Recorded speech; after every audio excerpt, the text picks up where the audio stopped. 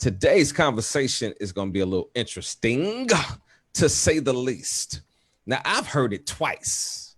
I've heard exactly what this woman is about to say twice. Heard Benthouse. I heard Big Notes and I heard Maseko's, but I'm going to make sure you motherfuckers hear it because it took us 45 minutes to get online. What the hell it is, but what we're gonna do is matter of fact, we're gonna go backwards. I'm gonna open up with Maseko. Maseko. Hi. Topic is maintenance sex versus love making versus what the hell is the other one?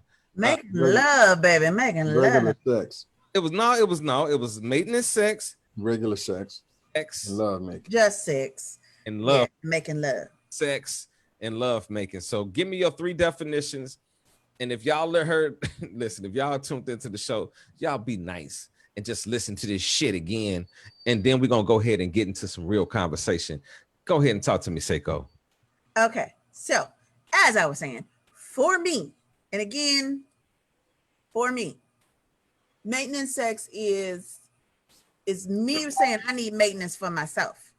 So it is, I'm going to need you, as my friend Kim loves, my other friend Kim, loves to say, come fucking go. So I need you to come and make sure, the fluids is running correctly. Everything's cool. Ain't nothing creaking that ain't supposed to be. Get the hell on. Okay. Just sex, you my boo, whatever, and it ain't always got to be, I want to look into your eyes and tell you how much I love you. Sometimes I'm just like, you know what? I'm going to need you to knock this kink out my back. And so we can go on, or, let me handle it for you. And then we just gonna go on about our business. And then of course there's, making love is where, we all in tuned and entwined and all that happy horse shit. So, there's those are the 3 for me. Okay, Benthouse, come on, talk to me, man. I want to know what the 3 differences are for you. We talked about, so I'm gonna break this down for y'all one more again so everybody has a full understanding of what we're talking about. We're talking about maintenance sex versus just sex versus love making. Let's go. All right, maintenance sex.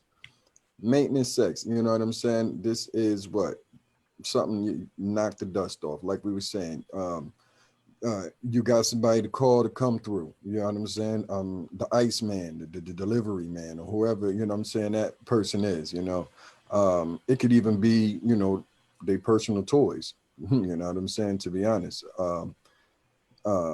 Regular sex is, somebody that like you're courting, consenting adults, I'm gonna say, you know what I'm saying? It's nothing deeper than, okay, how you doing? It's a good day. Let's go grab something to eat, and maybe I can, bust it down in the parking lot or some crazy shit. You know what I'm saying?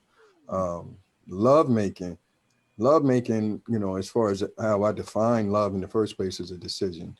So when we get into that, now we're talking about a focus and an attention that we apply to the act of, coupling, or however you ever say, you know what I'm saying? Fucking, or whatever levels you want to get to describe it. But it's a deeper concentration and a focus to tend to each other in a more intimate way, more tender way to evoke certain emotions. So yeah, that's the difference. Okay, let's go. I want to move on to the beautiful Queen. What's going on, Queenie? Say hello to your beautiful fans. Hey, people. How y'all doing out there? What is the difference for the Queen? It comes down to maintenance sex, just sex, and love making. Let's go. I want to know. Well, everybody's kind of touch point on what love making is. And like I said, that's touching my soul type of thing. It's more than physical, love making. My maintenance sex is when I'm too busy. We've had a rough week, month, whatever, and we just need to get it in and reconnect. Just sex, there's no connection there. There's nothing there. It was just, hey, I need you to come over, put your Timbs on, and knock the dust off of this and hit that door. So that's my 3. Big Note, come on, man. Like I said, for me, man, you know, that making love thing is a connection. It's that connection y'all got. You know what I'm saying? You don't make love to everybody. So, you know, that's, you would think it would be self-explanatory. Maintenance sex, again, hey, I need to knock the kinks off. You know, hey, let me get this, woo, woo, woo. I perform maintenance sex a lot on myself here lately. You know what I'm saying? It is what it is. We're going to keep it all the way 100. I knock my own dust off. Fuck it. It is what it is. Then you got regular sex. Like I said, that regular sex, that's me in the club. I got my Henny goggles on. You know what I'm saying? And like I said, she was a 2 before 10. I done got a buzz. It's after 10, 2 in the morning. Now she's a 10. She didn't look like that though, you know, so we gonna go have some sex. And it might be like my business in the parking lot, in the bathroom, whatever. Let's just, come on, I'm drunk. I don't want to wake up to you.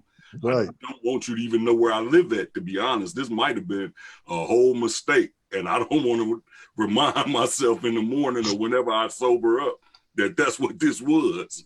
You know what I'm saying?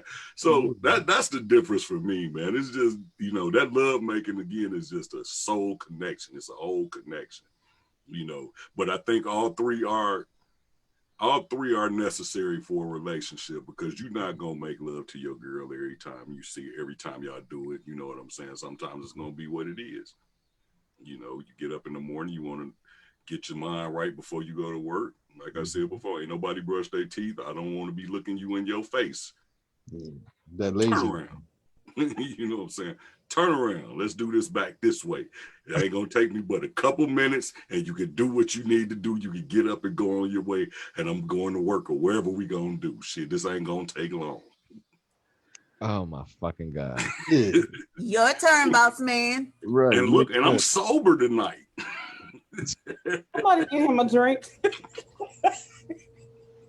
This is no. We need all of them sober right about now. This conversation can go all the way left.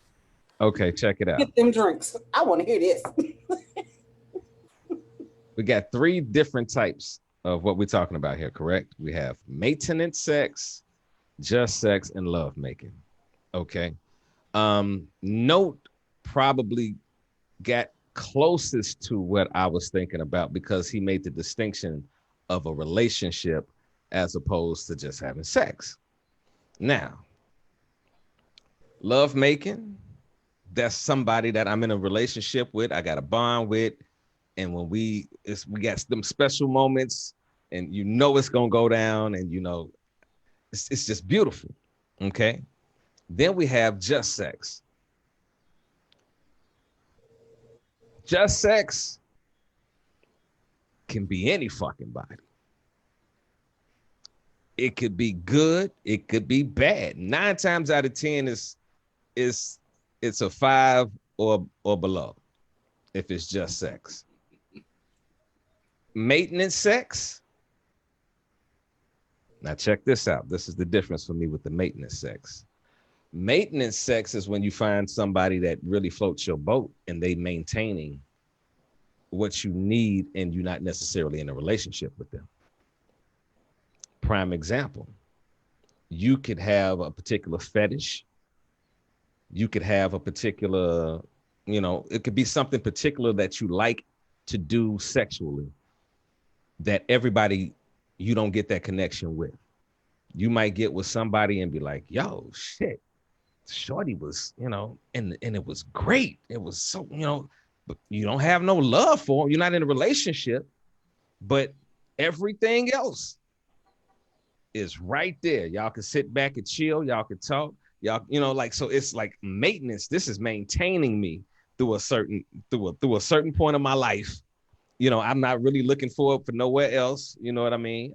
Or even if you are looking for, you know, getting this from somewhere else, this one particular person, this is the person that you call when you know you need to be maintained. You know what I'm saying? When you just want sex, it's just like, that's sort of like what, you know, like when Note was like, he in the club having a drink and, you know, yo, I'm just going to bang. I'm just going to fuck somebody. I'm just going to do it out. I'm just knocking them out. That's just sex to me. But maintenance sex is something that, you know, it does a little something different for me than just having sex. You know what I mean?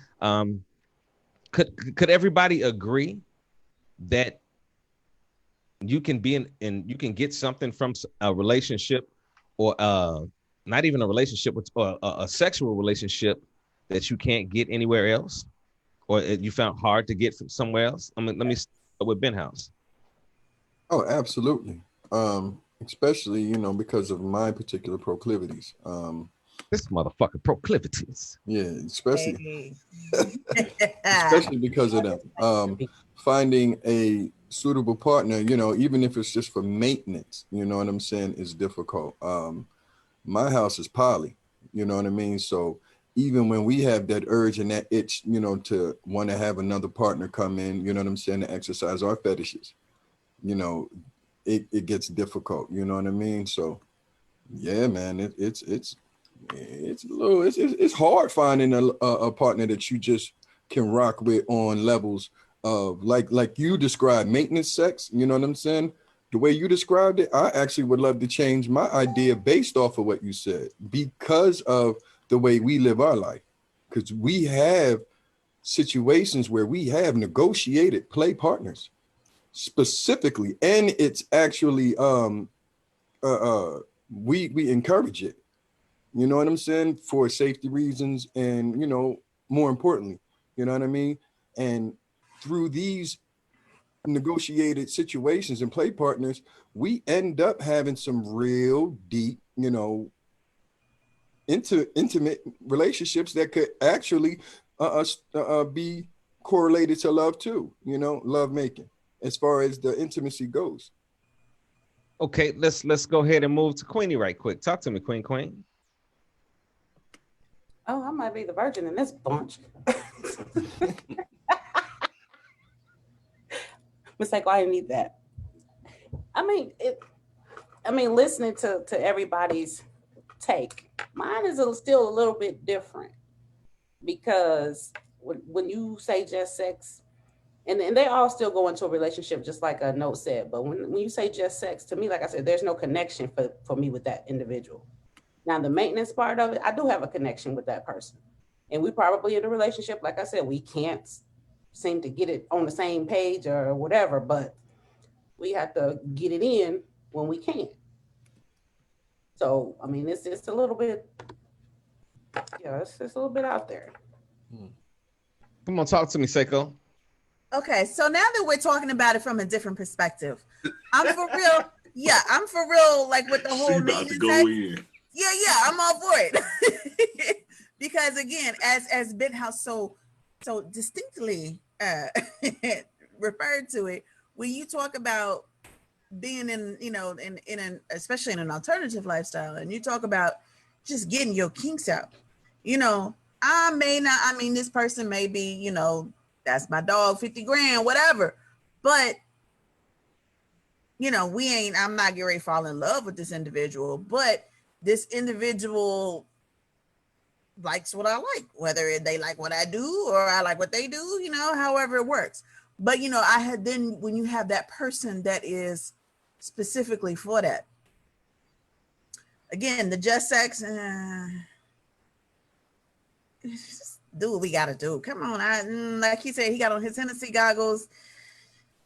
For me, it's tequila. That's why I don't fuck with that stuff. But tequila will have me doing some shit. And I'll be like, oh, no, you can't come to my house. No. I come visit you. You can't come to my house. But yeah, I feel that when you talk about maintenance sex in that regard, then yeah, I'm all for it. Come on, Big Note, talk to me. Well, see, y'all already know I'm the oddball anyway, because sex to me just ain't that important.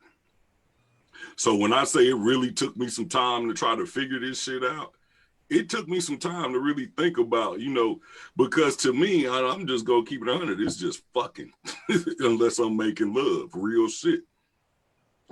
But what I did like about what you said, Russ, that maintaining, because what I can understand in that aspect, when you look at that aspect, that's that, and Ben House mentioned it, that courting stage.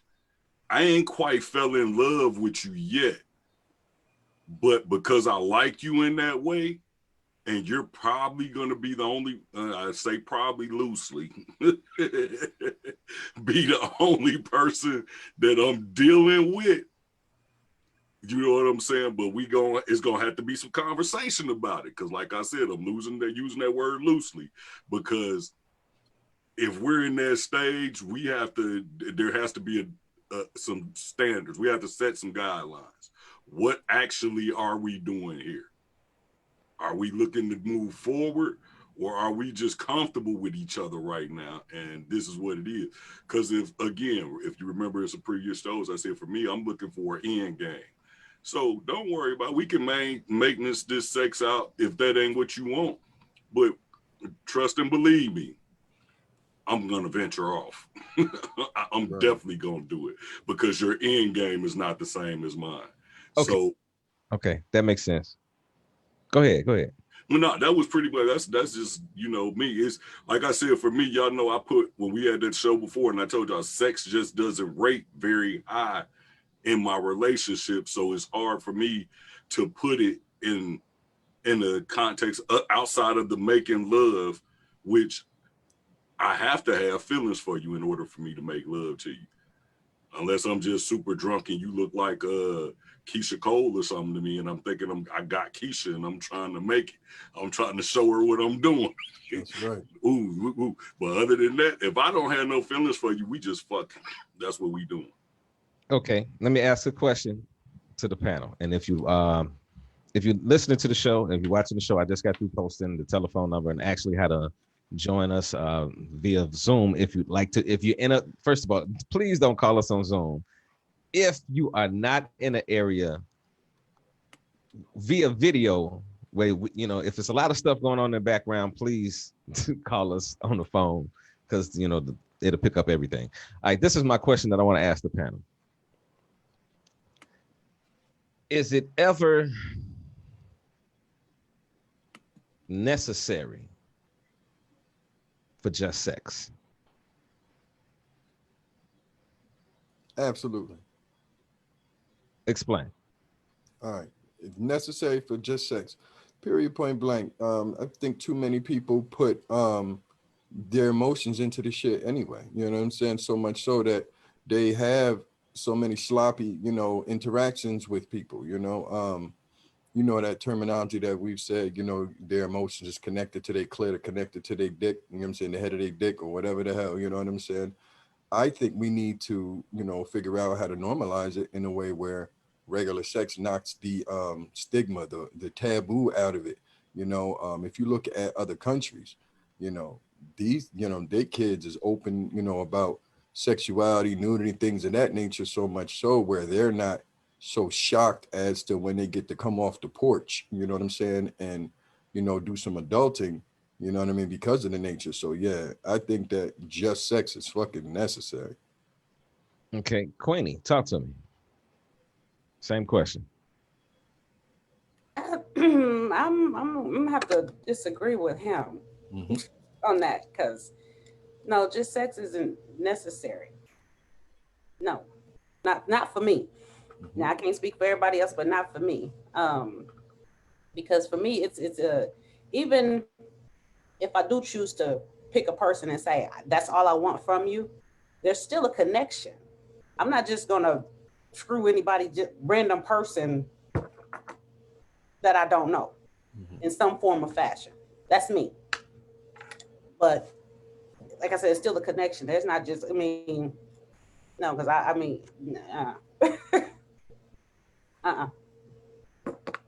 Okay. Second question I want to know is just sex ever necessary? Did you say my name? Yes, Seiko. I think you must like the way I say your name or something. just today. So it's the clear stuff in my glass. Anyway, so let me tell you something. When I turned 40, my hormones absolutely positively lost their fucking mind. So, is just sex necessary? Yes. Now, I agree that it's generally someone I have to have some sort of a connection to. Like, I have to be feeling you on some level, because I'm not going to just pick up somebody, just some random. I don't do just random.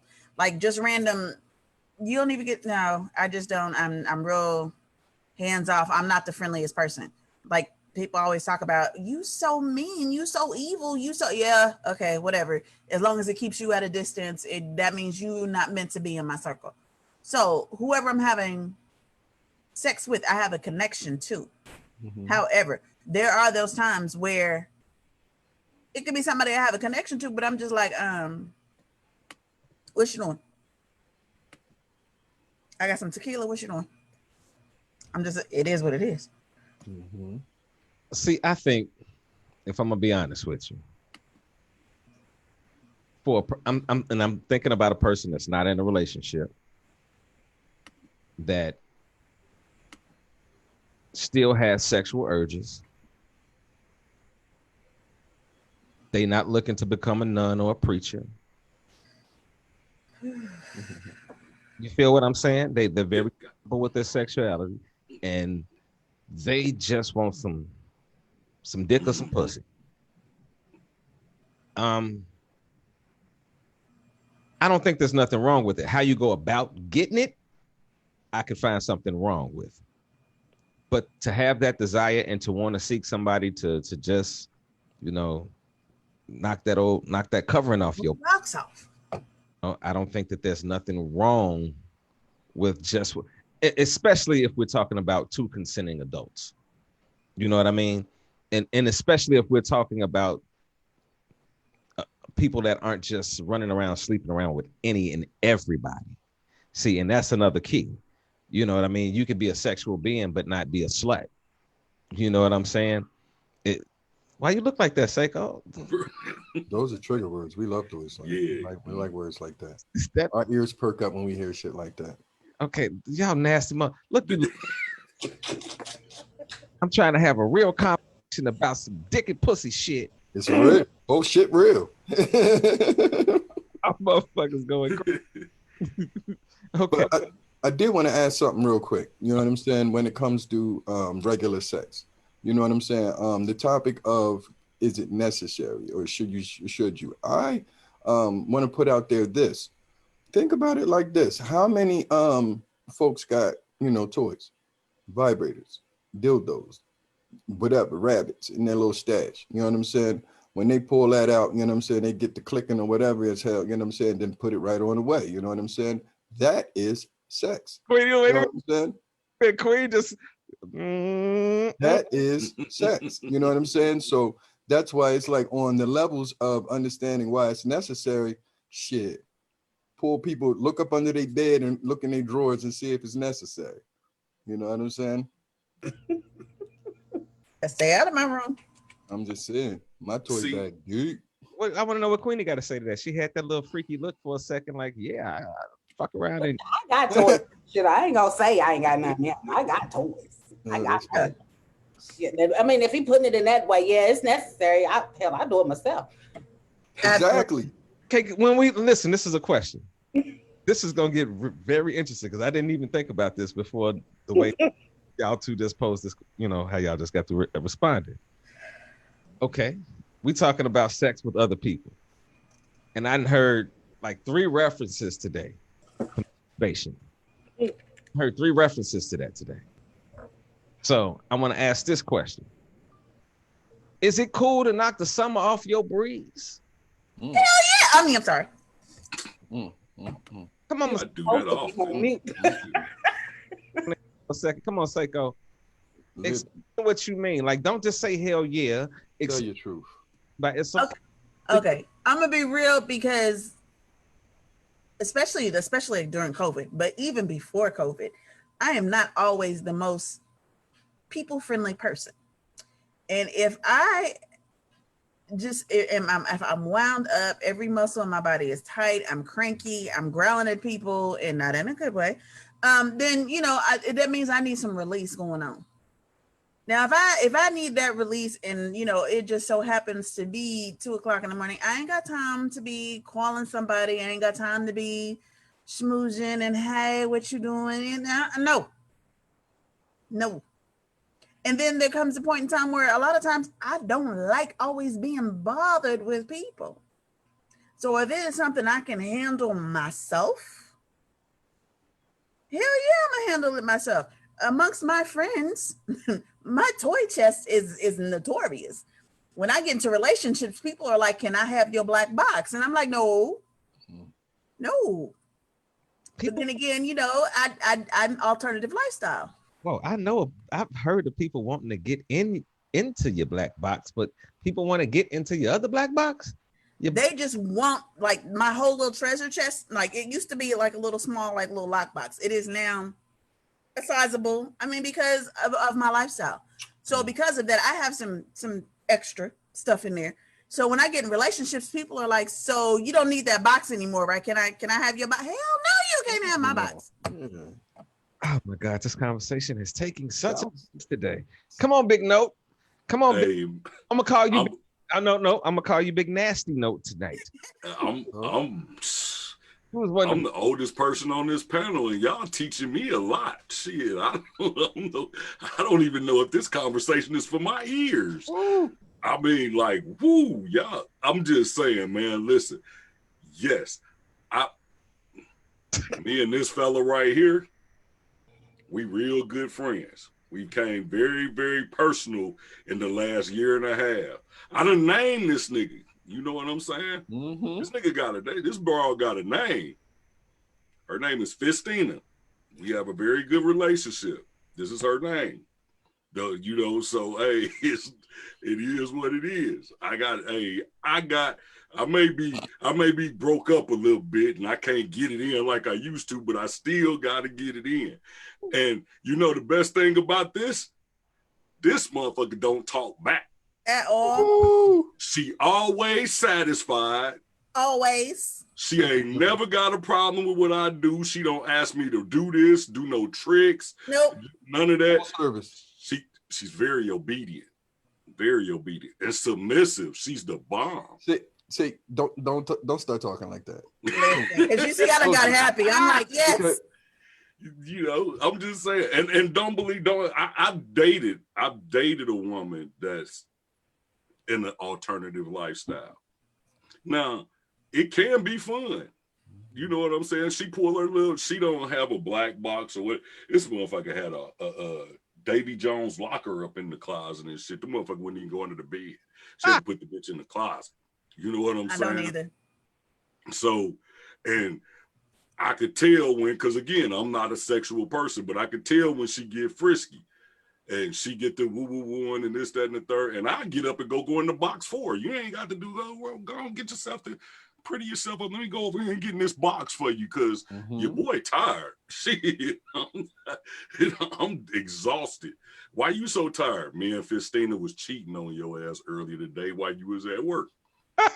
So you know what I'm saying?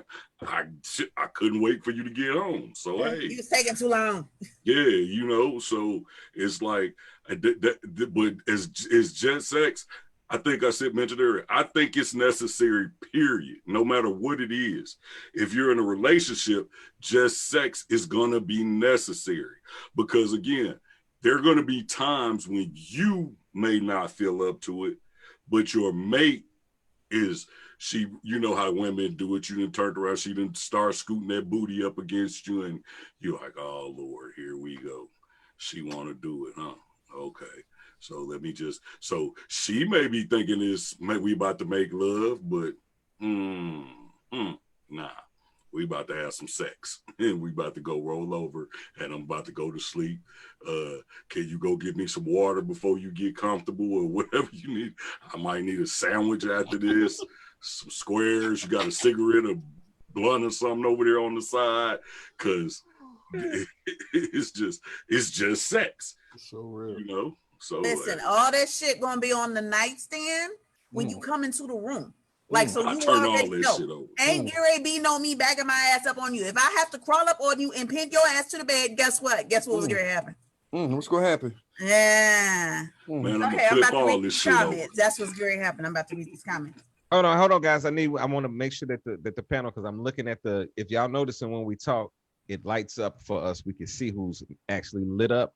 And I'm noticing like some stuff that somebody they'll be saying that you're not getting lit up until like halfway into your conversation. So please wait for those little moments so that you can get in there. Okay.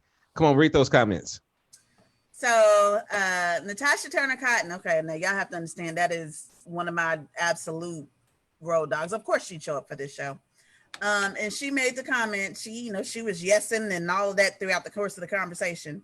And she says, "I agree. A conversation has to be had between consenting adults and make sure both parties are on the same page." Well, I think that's when we were talking about, like, when you in the club and it's middle of the night and 10 after 2 and 2 after 10, yeah, that whole thing. And then Cook Nefertari was also, they were in full agreement with Note and his definitions of how things were supposed to flow. Okay, let me go ahead and get to. I want to hear about to Ben House. You didn't answer the question. What's that there? Nigga, the last question that we just got through playing with they goddamn. All right, so here's where I'm at with it, and this is where I was waiting to get to me, because I'm gonna actually shock y'all. You know what I'm saying? Because I'm young. I qualify as a nasty motherfucker, period. But I don't masturbate. Like, I don't beat off. And the reason why I don't beat off is more of a power thing for me, because when I find someone that I get right with, that's when that types of shit come out. But literally, it's been going on about 6-something years strong since I've actually like just whipped out and whacked for the hell of it. I think I might have made a video one just for somebody off of a Truth or Dare that they didn't wrote me in, to doing. Other than that, I really don't. You know what I'm saying? And it's more of a power control thing for me than anything. I like, man, listen, you want to hear it? I like bukkake and shit. So in order to motherfucker do that, you got to have a reserve. You know what I mean? There it is. I don't beat off for that reason. Okie dokie. Y'all ready for our first clip? I sent you out to see if this one displays, because we didn't have such a crazy day going on with the online stuff. I want to see if this plays. Y'all check this out and let me know what y'all think about what these brothers is about to say. Here we go. All right, welcome to Black Book Basics.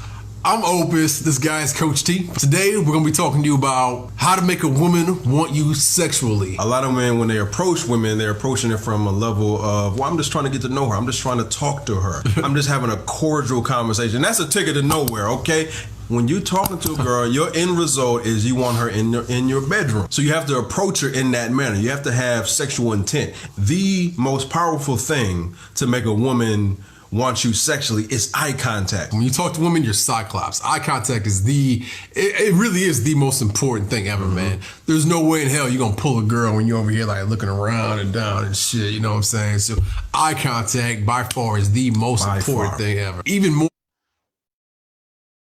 All right, I want to elaborate on that shit. It wasn't high on my fucking list when it come down to getting no coochie. I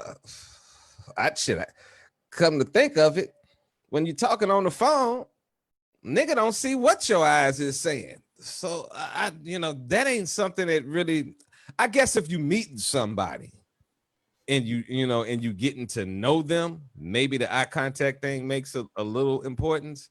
But if you just, man, picking up the phone and like, yo, shorty, what you on tonight?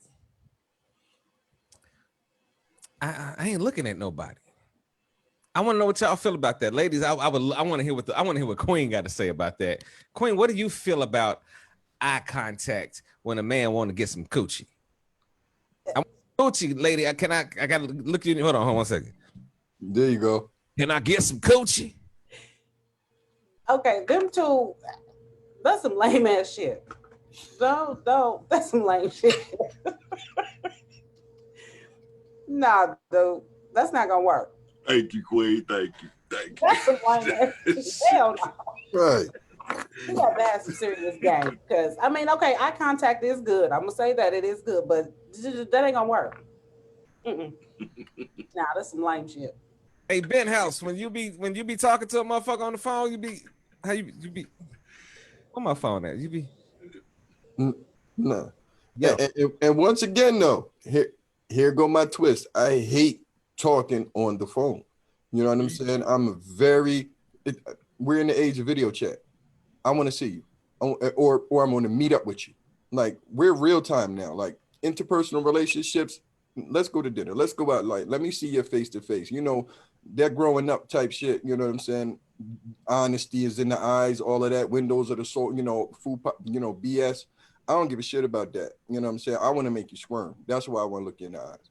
You know what I'm saying? Especially if my intent, because that's the only reason. Other than that, you can get that shit out of here, man. I don't need that.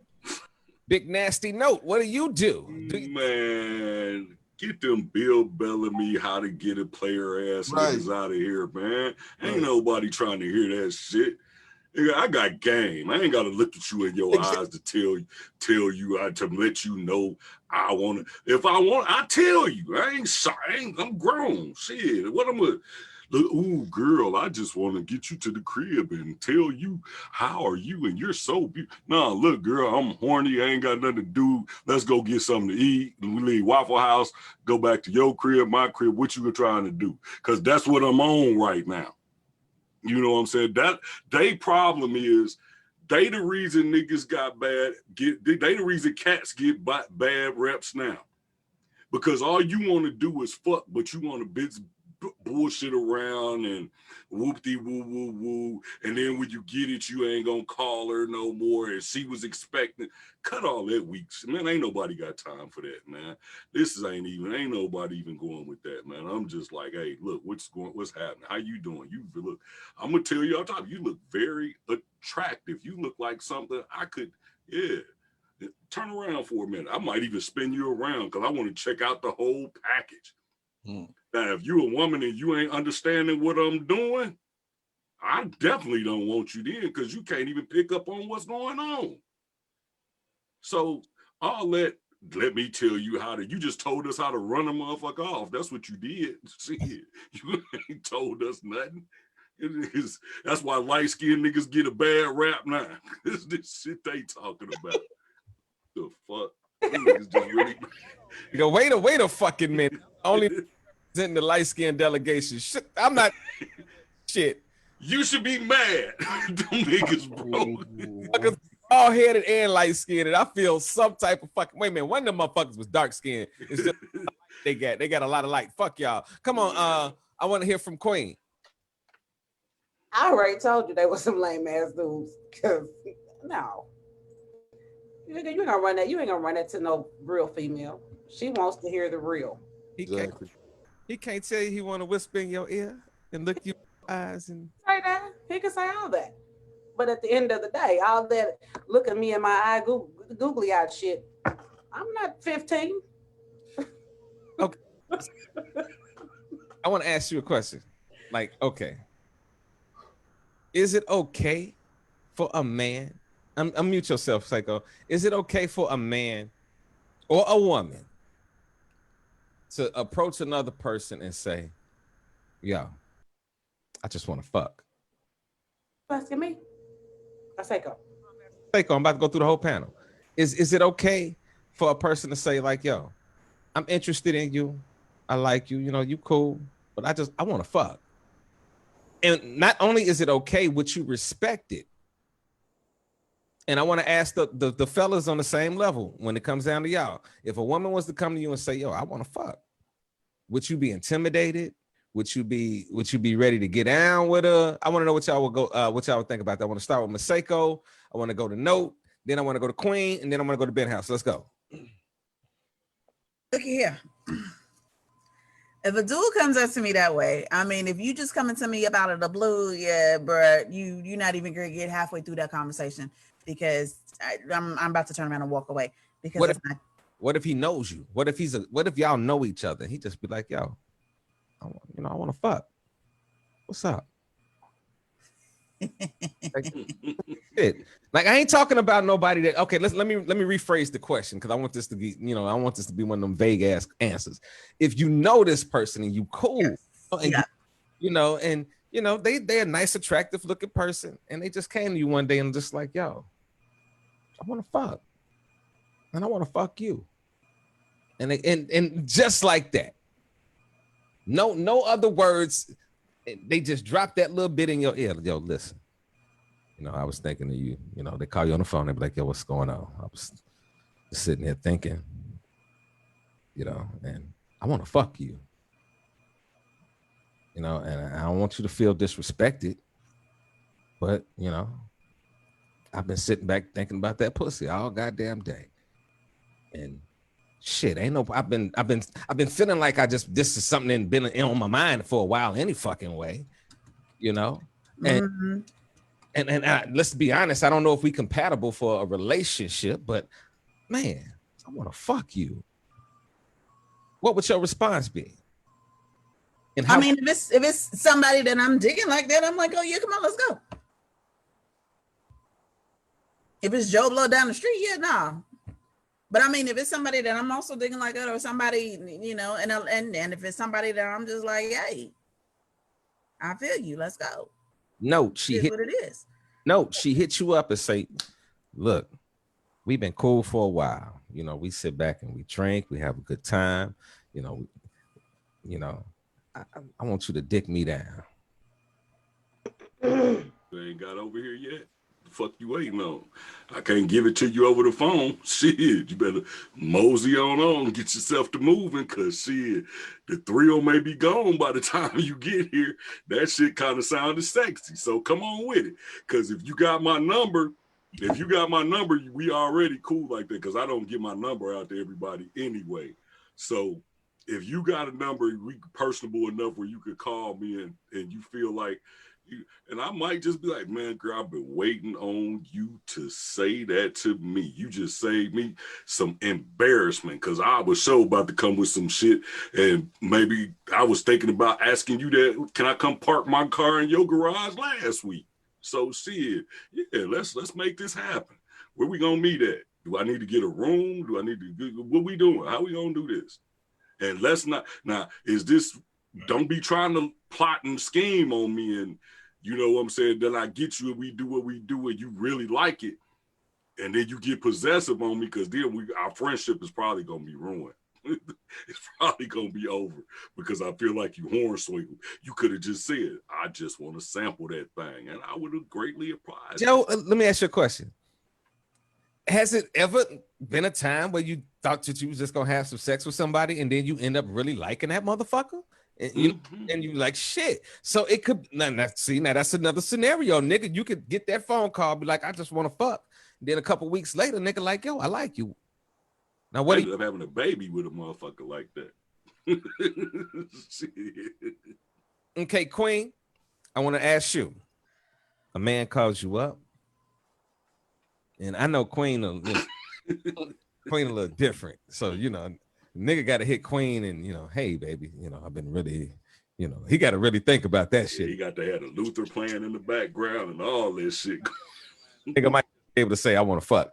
But nigga, I've been really wanting to spend some intimate time with you. And the way you wear your natural hair with the shorty temple curls just did something to me in the last 2 days. Just want to pull that little curl up there. It's the glasses for me. From the back. I just want to I want you to ride me and I can pull that little tug on that little curl. Yeah. Yeah. Okay. Oh, and with your Betty White glasses and your white teeth, you know.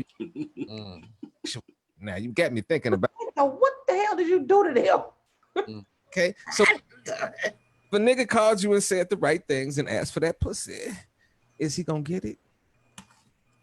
I tend to get into a lot of situations like that because I am flirtatious. She got that wow. Well, that might be true, but with some things I say, and if the right person called me and say, I'm like, no, you late. Shit, you late. Took you so damn long. You late. And I ain't got time to be waiting on you. So you got 10 minutes. And you better hope you ain't 15 away. Ooh. Nigga show up with one sock on, one shoe on. Arm ain't all the way in his shirt yet. None of that shit. Now, Ben House, I saved you for last. Ben House, because you have been the motherfucking third wheel. You've been, every time we go right, you go a little bit left. I want to know what the fuck Yeah, and I'm not going to disappoint once again. Once again, I can't fuck anything I can't kiss. Period. You know what I'm saying? And that's like I'm such a fucking flirt. I'm the biggest letdown in the world. You know what I'm saying? When it boils down to, pulling the actual trigger, there's 9 times out of 10, it's not going to happen. You know what I mean? And it's not even the fact that I'm not attracted. It's just the way I'm set up. God damn it. I'm a sadist. Like, motherfucker talk and think that they're going to get this and the whole 9 and everything would just be so good to be no reason not to do it. And I'll just be like, oh, we had a lovely night. You know what I'm saying? So it has dick to do with, you know what I'm saying, any of that shit. As far as someone coming to me and asking if they want to fuck, I wish these females was that fucking bold. You know what I'm saying? I wish. There's been time I've literally put posts out. If you go on my Facebook right now, type in my name and look up, you know what I'm saying? I wish Nandi, I wish somebody would just jump into my slave's inbox and say, I like you, Nandi, but I would love to suck your fucking Sarah's dick. She would be like, bitch, let me help you. Let me help you get there. Only because how sneaky these females are to try and get to it. There's no reason. We opened our doors wide open. And as for me, they can tell you, I'm coming at their neck, yo. I swear to God. 2020, I am knocking. If I want to fuck, I swear to gosh. How you doing? Inbox, all that shit. Good morning, hi. I'm cordial. I am much of a gentleman. Do you have time to talk? Because I have some things on my mind I want to get off. And as soon as if they got that time, hey, you've been dancing around my mind looking rather delicious. Straight up. I don't like the way I feel. It makes me nervous. I don't like getting backed into a corner. I want some pussy. How are we going to get there? They start laughing. You are hilarious. But the way I put it out there is so plain. Bitch, I'm naked. I'm not coming in with nothing else. There's no gimmick. I fuck good. Vet me. What's happening? And there you have it.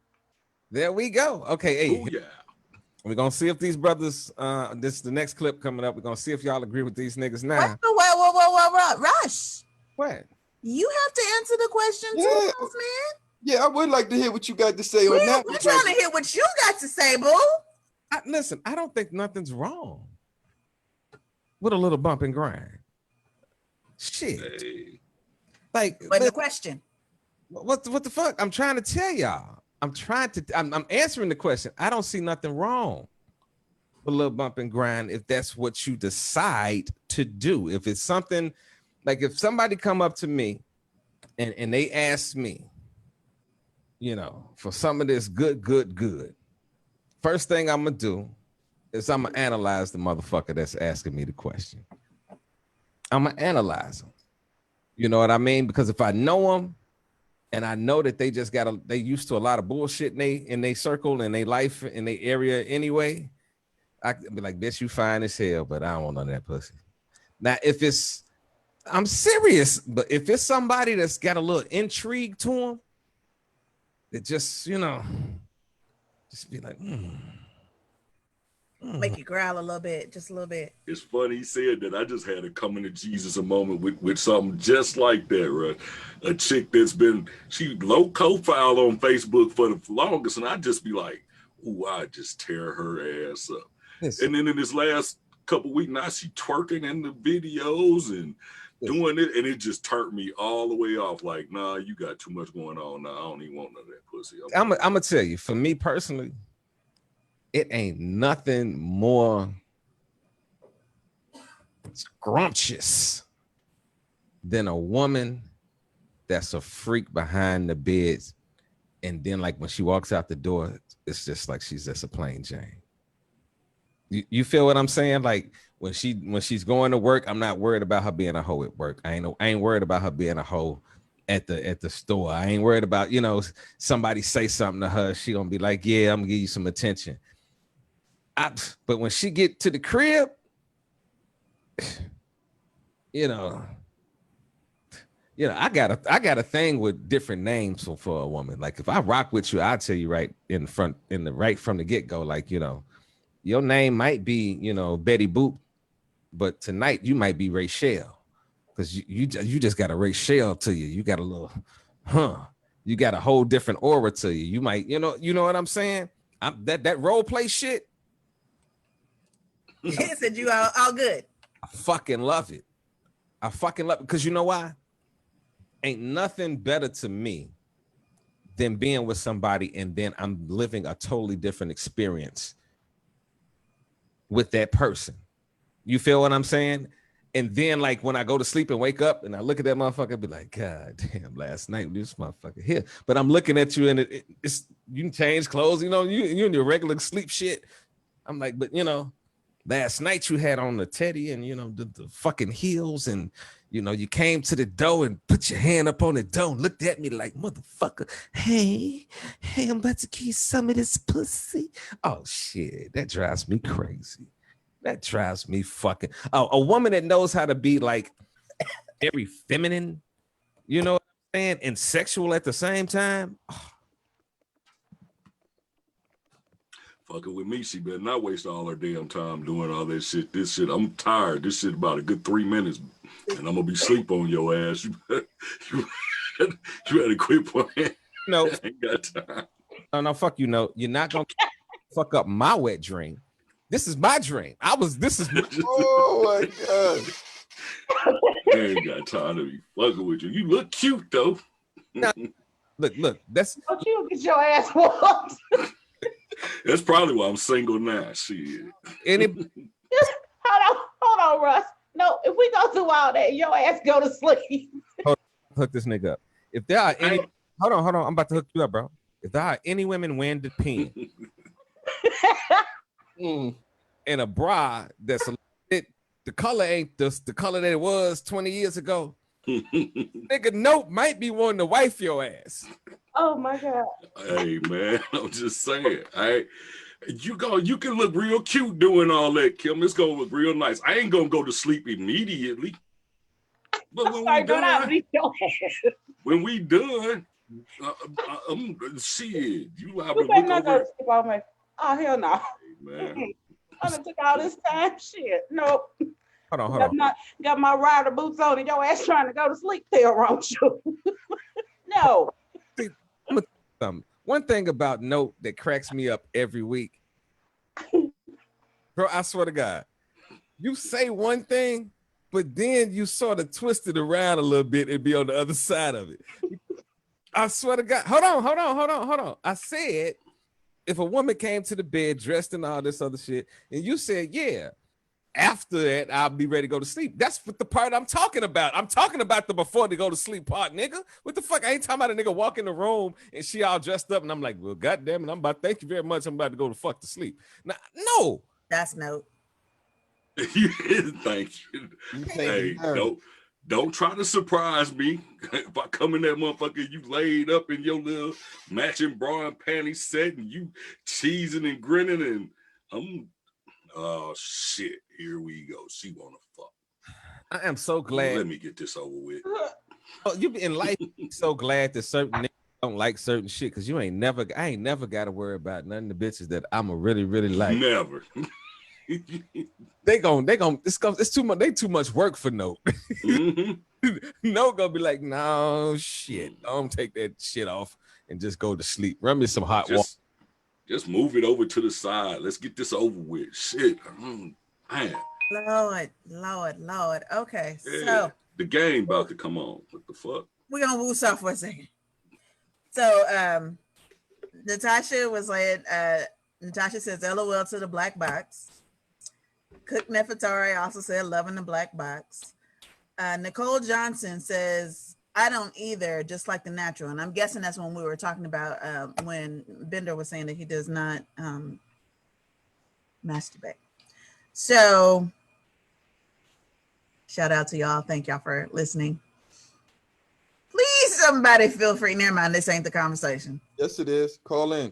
Oh, Jesus. Call in 312-626-6799. But I'm going to tell you, if you get on the phone. That is. Out there. Quit you running folks off before they even call the damn phone up. That is. 312-626-6799. Please take the opportunity to join in the conversation. All right. clip. I'm about to see if y'all agree with these brothers now, or if y'all still think that they crazy as hell. Here we go. Here go to the second clip. Here we go. All right, welcome to Black Book Basics. I'm Opus. This guy is Coach T. And then today we're going to be talking to you about how to create sexual tension. Whether it's a girl that you just met at a bar, on a date, or someone that you've been seeing for the past couple weeks or months. You have to have sexual tension introduced in the conversation. If not, this is what you're gonna hear. Well, it was nice to meet you. Oh, what was your name again, Mike? Okay, well, I gotta go, find my friends. It was nice talking to you. You're gonna get a lot of dates that get flaked out on. You're not gonna get a lot of second dates. And you're gonna get a lot of, well, I just been so busy with work and school, I can't really see you anymore. I just been so busy. The baseline of sexual tension is all about space. Muscle isn't actually built in the gym. Muscle is actually built away from the gym. When you're in the gym, you're tearing down the muscle fibers.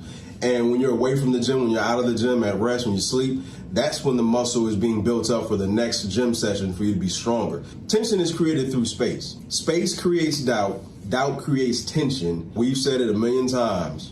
She has to be uncertain about you. Uncertain. I swear, niggas right here, I don't know where these niggas come from. I want to know what y'all feel about what he just said about creating sexual tension. First of all, I don't want no tension in my sex. I don't want to feel sexually frustrated. I don't want to make the woman feel sexually frustrated. So I want to know what you feel about that. Talk to me, Ben House.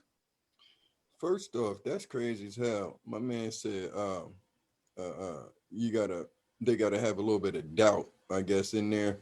You know what I'm saying? In order to create sexual tension and things of that nature. Yeah, we come from a place where we generate that shit just off of hello. You know what I'm saying? The like-minded people that we are around, we already have that as a goddamn basis. So it's like we don't work off of those set of rules. He has a whole bunch of black book bullshit that he's rolling down, you know what I'm saying? Because, I guess somebody told him he looked good in bald head and a suit. My man sitting next to him, you know what I'm saying? I don't know what type of, game that he is, qualified to give, but looking at the, makeup of what they're saying, that doesn't apply to nothing I got going over this way, because in the consent culture, you know what I'm saying? Where, you doing all of that extra shit, we red flagging you. You know what I'm saying? You shucking and jiving, beating around the bush. Like you trying to put, you know what I'm saying? You can't say nothing slick to a can of oil, bitch. And everyone around here, you know what I'm saying? We got that grease. So you better off, you know what I'm saying? Fuck the handles and all of that extra stuff, Man, them niggas trying to convince each other. They banging each other. That's what they doing. Them hey, yo, it seemed like my man would rather have a disciple than a student. I don't know what them niggas on. I don't know. I don't feel it. Queenie, talk to me. This shit. I'm gonna have to go with Ben House because we know within like the first 10 seconds if we get it in. Exactly. The conversation with a person. All of that Mickey Mouse shit that they talking, that's it's manipulation. They wouldn't even get the time of day. It's like, what? Bye. Wouldn't waste time on them. Because, we'll be vibing before all that bullshit they get through. Because that, again, lame. Seiko, talk to me. Listen, I done heard so much bullshit on just listening to those two. You don't come to know. Okay, you know what? And let me backtrack. I'm going to retract everything that I was about to say, because my thing is they are apparently addressing a different set of women. Because I think part of the issue when it comes to me and Queen is that we are older. No, we're not older. We're more seasoned.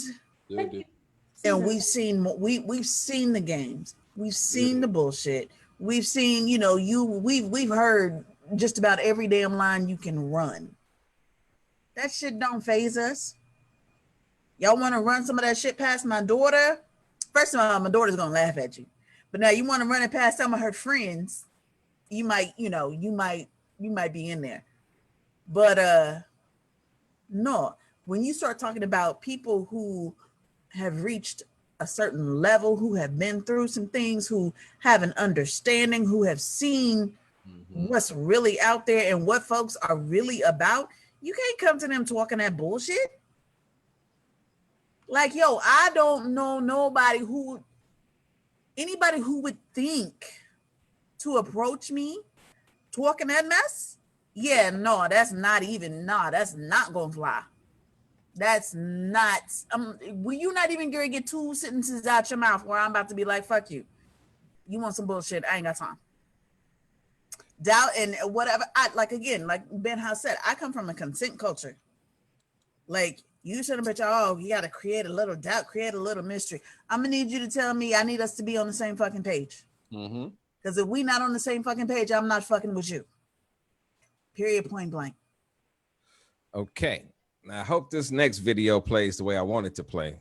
I hope y'all. Man, disclaimer, them niggas do not speak for men. For me neither. Them niggas, I'm putting that disclaimer out there. Them niggas I'm gonna need you to talk to the light-skinned bald head delegation now. Them niggas don't stop. Hey, real talk.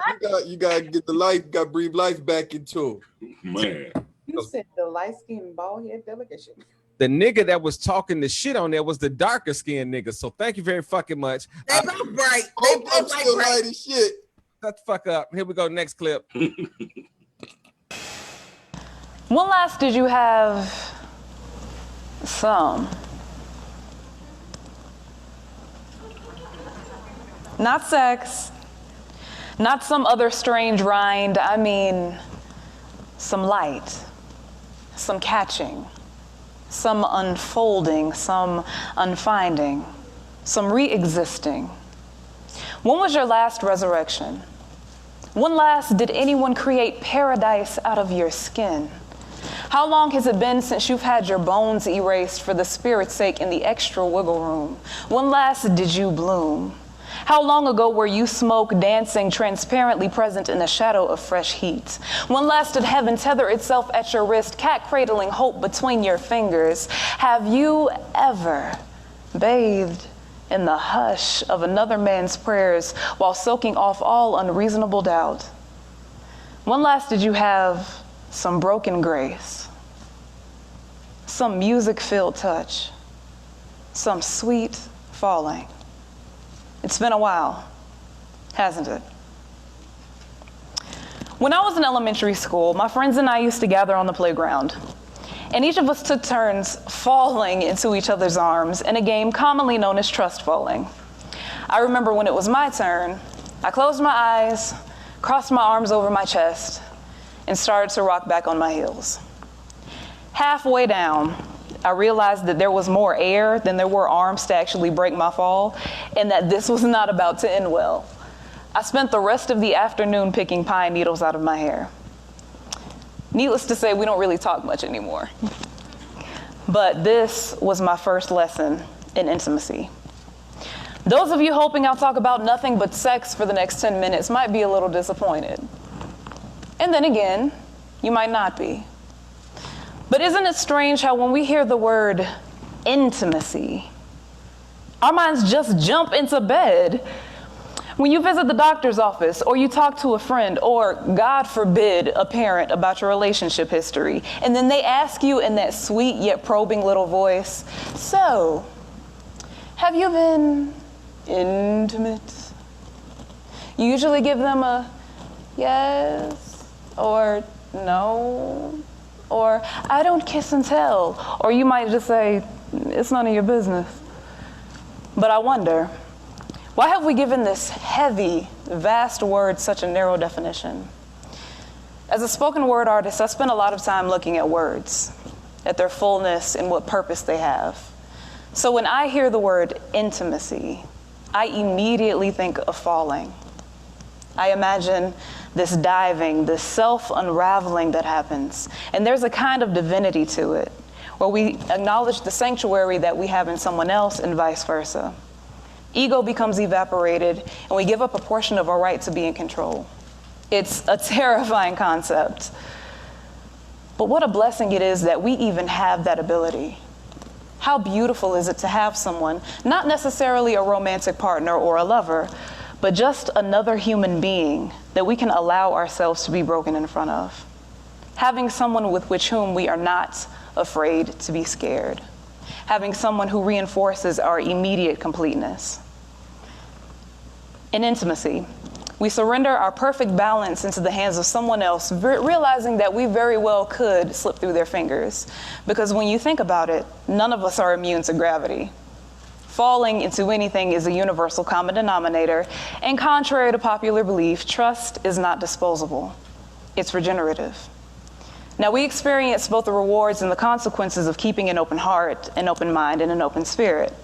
When we're welcomed, when we're loved openly, easily, our trust grows off of that. But when we're hurt, when our vulnerability is taken advantage of, our natural instinct is to retract.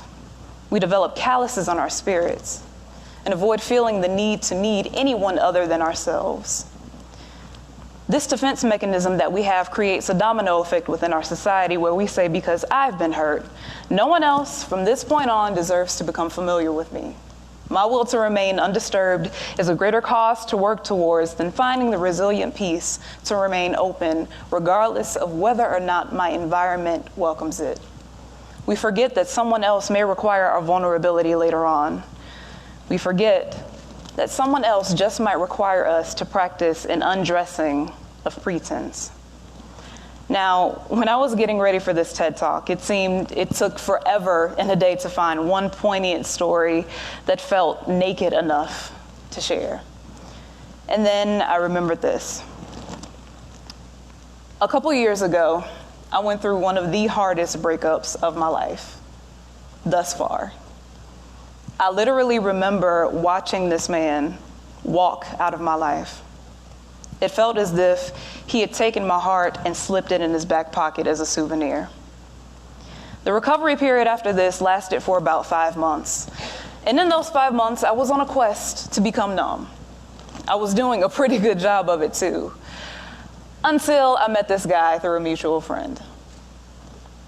Now, we hadn't known each other for very long, but one day we were talking, and halfway through the conversation, he asked me, just plain as day, "So when are you gonna tell me what happened?" It felt as though a dam had broken. Everything that I avoided feeling, saying, or thinking poured out of me. I said, "I don't know. I thought I was enough. I tried everything." I fell apart in his arms, and he caught me. To this day, we are still very close friends. And I can honestly say that whenever and wherever I am with him, I feel like I'm home. A lot of us are untapped sanctuaries. There is light inside of each of us meant to be spread. There are uncomfortable truths meant to be discovered, but we will never reach them if we are too afraid to fall. I challenge you, even when it's difficult and when it's hard, to remain human, to feel, and to do it deeply and openly. Because all of us have fallen into something already, whether it's a hard time, an unfair love, or just pine needles on a playground. I want to know what y'all think about that. I think that was pretty deep. I think it was pretty profound. I'd love to hear from Benthouse first. Then I'd love to hear from the Queen. And then I'd love to hear from Note. Then Maseko. Let's go. Okay. Now I can't hear you. Can you hear me? Yeah, I hear you now. Okay. When we're talking about intimacy, I love how she spoke it poetically. Of course, you know what I'm saying. She put it out there. But getting to strip away all of that beautiful shit and talk about what she's talking about. How important it is to recognize intimacy and how to cultivate it in a way where you're going to receive the benefits of what you put in. I myself tell people, like, if you really want to try an experiment, wear the truth like you would a banging ass outfit for the day. You know what I'm saying? Head to toe. You know what I'm saying? Like, even dress yourself, but whatever it is, it's just the truth. And then go out and live that as an experiment. And you'll find out you're going to bang your head, you know, a couple of times for people to think you're weird as hell and all of that. Because if you look at me, you know what I'm saying? I tell folks, I look unapproachable. I look all types of ways. I've been judged in all mannerisms of shit. You know what I'm saying? But when it boils down to it, I protect my intimacy so much so because if I let you get close to me, I give you the ability to hurt me. You know what I'm saying? Because I'm going to be that open, period. I'm fearless. I need a certain level of intimacy, a certain level of understanding, a certain level of communication. So I have to be able to be that. You know what I'm saying? So I set the example. And it only does two things. You either going to run from me or you're going to stick around. You know what I'm saying? To see more. Other than that, you know, I can't be anything other than, you know what I'm saying, somebody that searches for that type of intimacy because of the way I feel, what, you know, love being the highest form of understanding as far as how I function on a day-to-day basis. That's it right there. That's what's up. Queenie. Listening to her and going into intimacy, I don't allow people close to me for the very reason Ben House said. I don't allow people close to me because I'm not going to allow you to hurt me. So, and it is important. Now, I have to absolutely trust you in order for you to get close to me. And that's rare. I feel like we need to have a prayer moment right there. Like, I just want to just reach out, Father. All of the pain. No, it ain't no pain. Now, nigga, I'm telling you, nigga, the way I've looked at your face, and I'm telling you one thing. If you notice, when we do this show, I constantly look at y'all faces, and sometimes an understatement can be said in your facial expressions. And when you just got through speaking that, your very first words was like, I ain't letting nobody to fuck in. I mean, you got there. Am I lying, Ben House? Yeah, you was right. Solid. Started off like, I ain't fucking with that shit. No, I'm not letting you hurt me. Hell no. If I do fuck with it, it gotta be somebody that, you know, goes along these lines and da da da da da da. But what I'm saying, nigga, you said that with such conviction that I felt the pain, nigga. I felt the realism. I ain't gonna say the pain. I felt the realism. The disappointment. Yeah.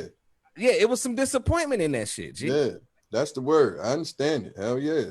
Now your face is giving it all away. Like I tell people all the time. Because you were saying it was pain. No, it's not pain. Now, the disappointment part, I can agree with that. Man, listen. It's been there, but pain and disappointment is so fucking close to each other. I guarantee you, they sitting on the same fucking street. Well, I tell you this, I'm over the pain. Like, been over that. I've been over that. But you just proved my point. You said I'm over the pain. So to be over the pain, there had to be pain to exist in the first fucking place. That's all I'm saying. I'm not saying that you're a person that's walking around in pain. I'm saying the comment that you made was a comment made from a person, in my opinion, that has went through some shit, and it's like, yo, I'm not look at you even shaking your head right now. I'm telling you, I agree with you. Yeah, absolutely. Nobody, and if I do fuck with you, you got to sort of show me way beyond, you know, the pussy and what my finances might be. It got to be way beyond that. I got to look. It got to be beyond your finances. It got to be everything for you.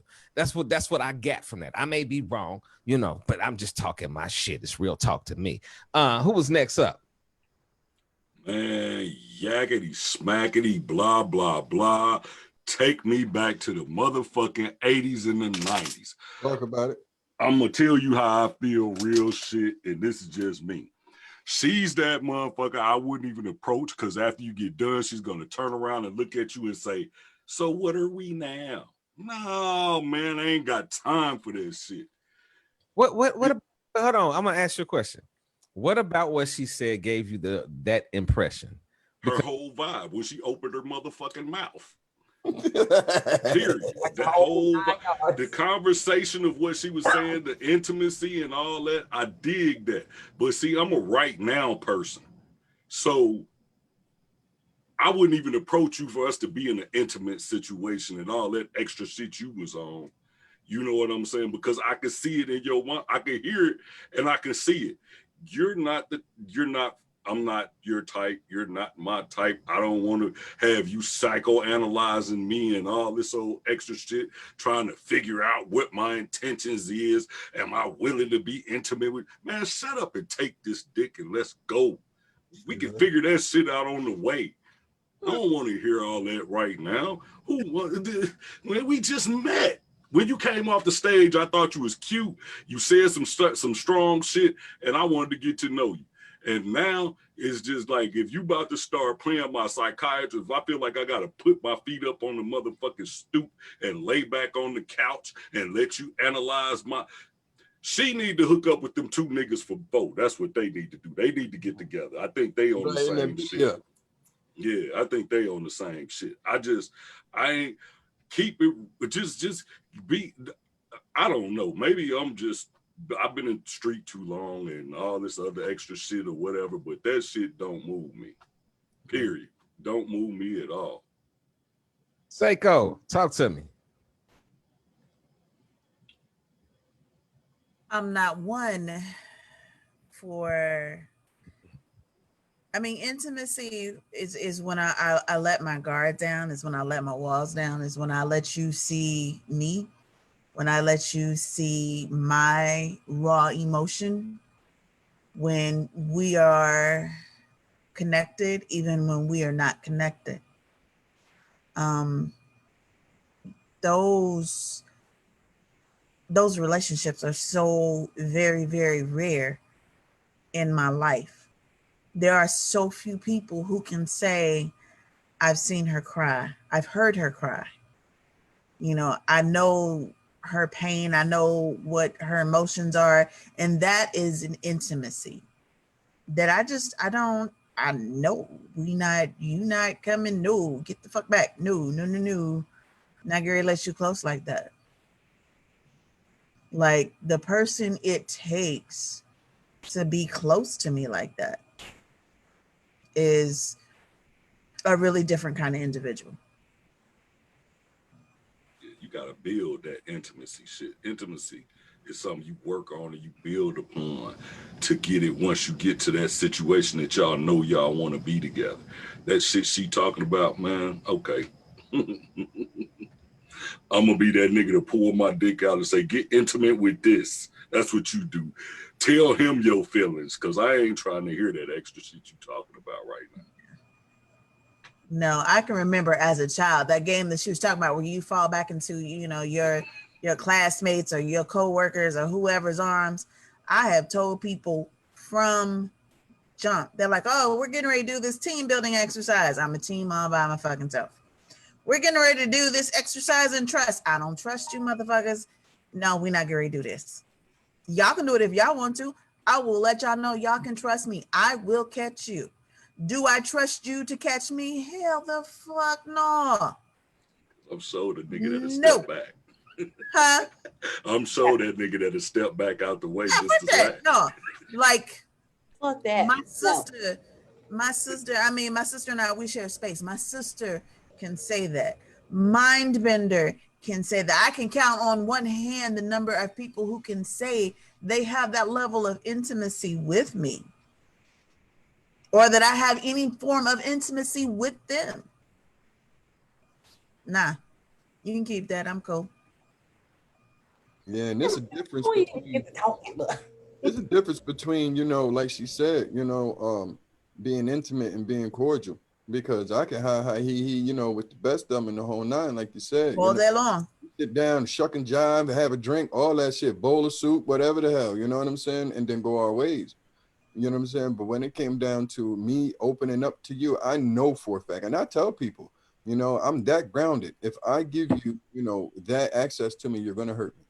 You know what I'm saying? I know it. You know what I'm saying? Only reason why is because it's just the makeup. You know what I mean? Now I respectfully ask you, once you get to see, you know what I'm saying, what you need to see, respect that and don't do it. You know what I'm saying? Because once you give somebody that leeway, they're always they get comfortable. I swear to gosh, they get so fucking comfortable with the fact that they figured they done maneuvered you into a position that works for them. That's not intimacy. That's, you know, a codependency. That's you, a vampire. You're draining. You know what I'm saying? Manipulation. Exactly. And that's where you're like what Queen said. If you gonna sit there and come with that shit, of course I'm not gonna open up to you. And 9 times out of 10, unfortunately, that's motherfucking what you get 80, 99% of the time, unless you cultivate it yourself. You know what I'm saying? What's coming towards you is shit. I got a question. Turned this cool little relation into an Ike and Tina Turner situation now on some bullshit. Hold on, I got a question for y'all. No. Hold on, because it seems like we can all agree that, you know, when meeting people, 9 times out of 10 we meet a representative. Can we agree with that? I can agree with it. Okay, but in meeting most people's representatives, and I can somewhat understand it, because me personally, like in my personal life, I don't really fuck with nobody but a few people. But in my everyday life, I fuck with a lot of people. You know what I'm saying? Like, like with what I do, I fuck with a lot of people. You know what I mean? And then on what I just started doing, I'm even fucking with more people. You feel what I'm saying? Like, and it's been that way for me pretty much my whole life. And when I was younger, I would try to fit. I would try to, you know, get into, and then I just recognized at some point, like, yo, I just have a different makeup in me. I don't need a crowd of motherfuckers around me, because I learned at a very early age that you can't trust everybody. People will use you up for whatever they want to use you up. You know, people will turn coat on you, even in relationships. Motherfuckers will flip on you so quick, and you'll be like, yo, this was the nigga I was just in bed with, like really fucking with. Like, it happens in real life. Motherfuckers flip up on you. You feel what I'm saying? But I hear what y'all saying, but I do think, like, what I saw when I watched the video, right? I saw the side of a woman that had been like fucked up. You know what I'm saying? That had been really fucked up. You know what I mean? Like, she had, whatever that situation was that she was speaking about in that relationship. And she said that, you know, she met somebody else and they asked her what was up. And she said she just broke down because, you know, it really hit her to what the fuck was really going on with her personally. You know what I mean? In her relationship to that relation, you know, her regards to the relationship. I think that sometimes we got a lot of people that walk around, they really want something good, but they don't know how to go about getting it. You feel what I'm saying? Like, this is my main belief with the difference between men and women in early development. Women talk about everything. Y'all grow up talking, you know, y'all be in y'all packs, y'all talk about sex, y'all talk about y'all periods. Y'all, you know, it's y'all have a bond that men do not have. You know what I'm saying? Niggas do not talk about, you know, they first erection and they first time ejaculating and no, fuck no, you bet. I mean, they don't talk about like real intimate things. You know what I'm saying? So, prime example, if you are a young man could get into a relationship and really, really, really, really, really like a girl. You feel what I'm saying? I'm talking about a young man. I ain't talking about no man our age. I'm talking about before he gets fucked up. You know what I'm saying? His first love, and she just don't love him back. That young guy has nobody to fucking talk to. You feel what I'm saying? That young person, 9 times out of 10, if we're looking at like the average family now, the makeup of an average family, the father isn't even in the house. You feel what I'm saying? So you don't have that, dad, and dad can identify with that emotion because he's a man and has seen, you know what I mean, can identify that he's going through something. Young guys get messed up so quick. And when we get messed up, because we have nobody to talk to and we go through that shit all by ourselves, we end up formulating ideas that are fucked up because we start watching what everybody else does. You feel what I'm saying? Like, we start, once we get to that sexual age, everybody around us and all our guys is having sex.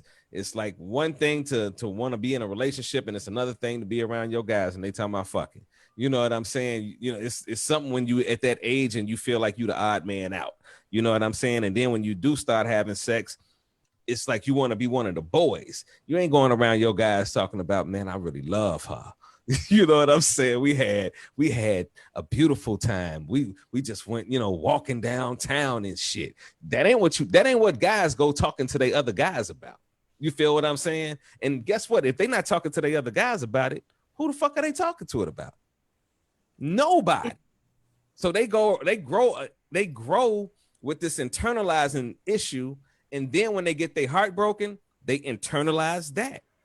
And then that ends up turning into, in my opinion, the young man that goes out and then he becomes a whore and he starts fucking around and he don't, he doesn't respect women because he was hurt by his first love and he didn't have no fucking conversation. Nobody, what he's watching on TV, ain't nothing on TV telling him how to deal with life when he get his heart broke by a fucking female.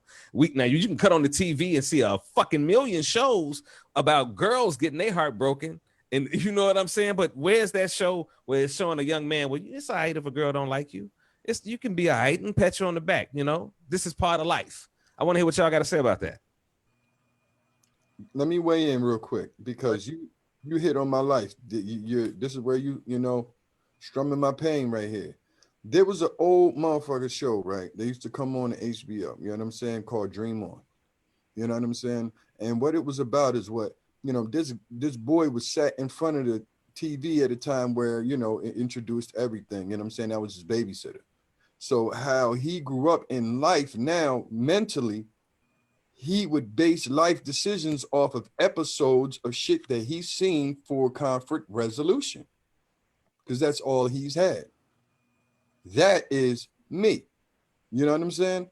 Period. So when it boiled down to my relationships and the ideas that I wanted, you know what I'm saying? And what I thought love and, I'm looking at the episodes on XYZ or, you know what I'm saying? One of these joints mixed with the, unrealistic drama shit that they got me sitting there watching when I'm babysitting and days of my life and, or what's up, Bold and Beautiful and all, you know what I'm saying? So my ideas of, relationships are over glamorized and unrealistic in the first place.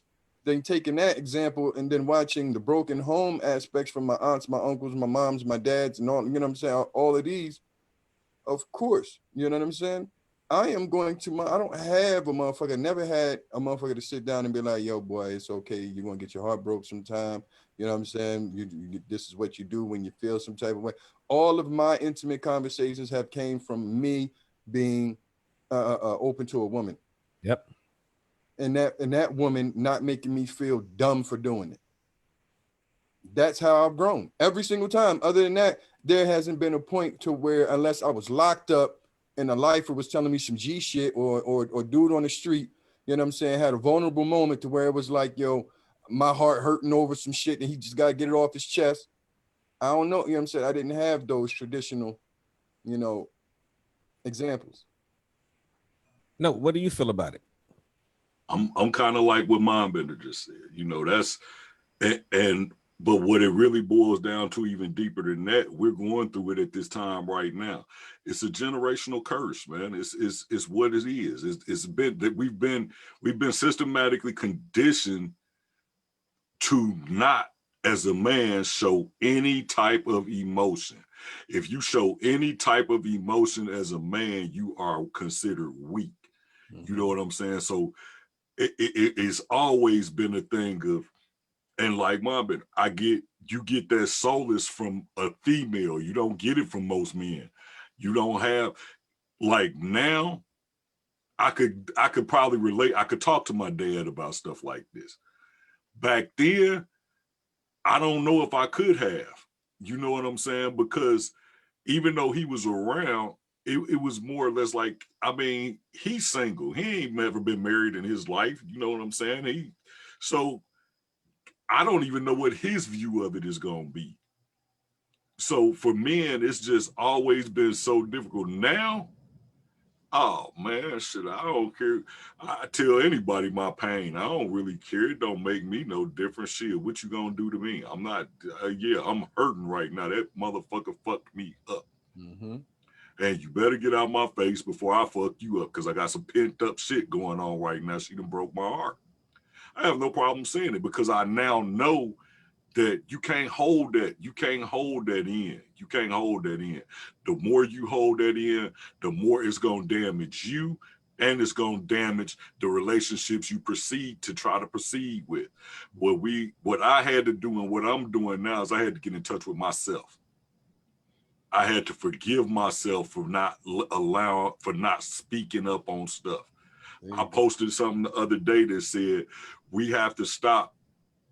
Not only do we have to get rid of the toxic people that treated us so wrong and gave us these feelings, we have to get rid of that person that allowed that to happen. Because if you don't change that person that allowed that to happen, it's going to happen again. You're going to keep doing it. You're going to keep accepting. You're going to keep bottling it up.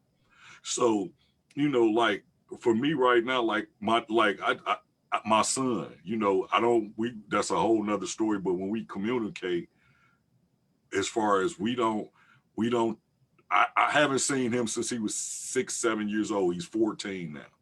His mom, for some odd reason, whatever, that's a whole nother story, a whole nother show. But I text this dude every morning, and every morning I let him know what it is.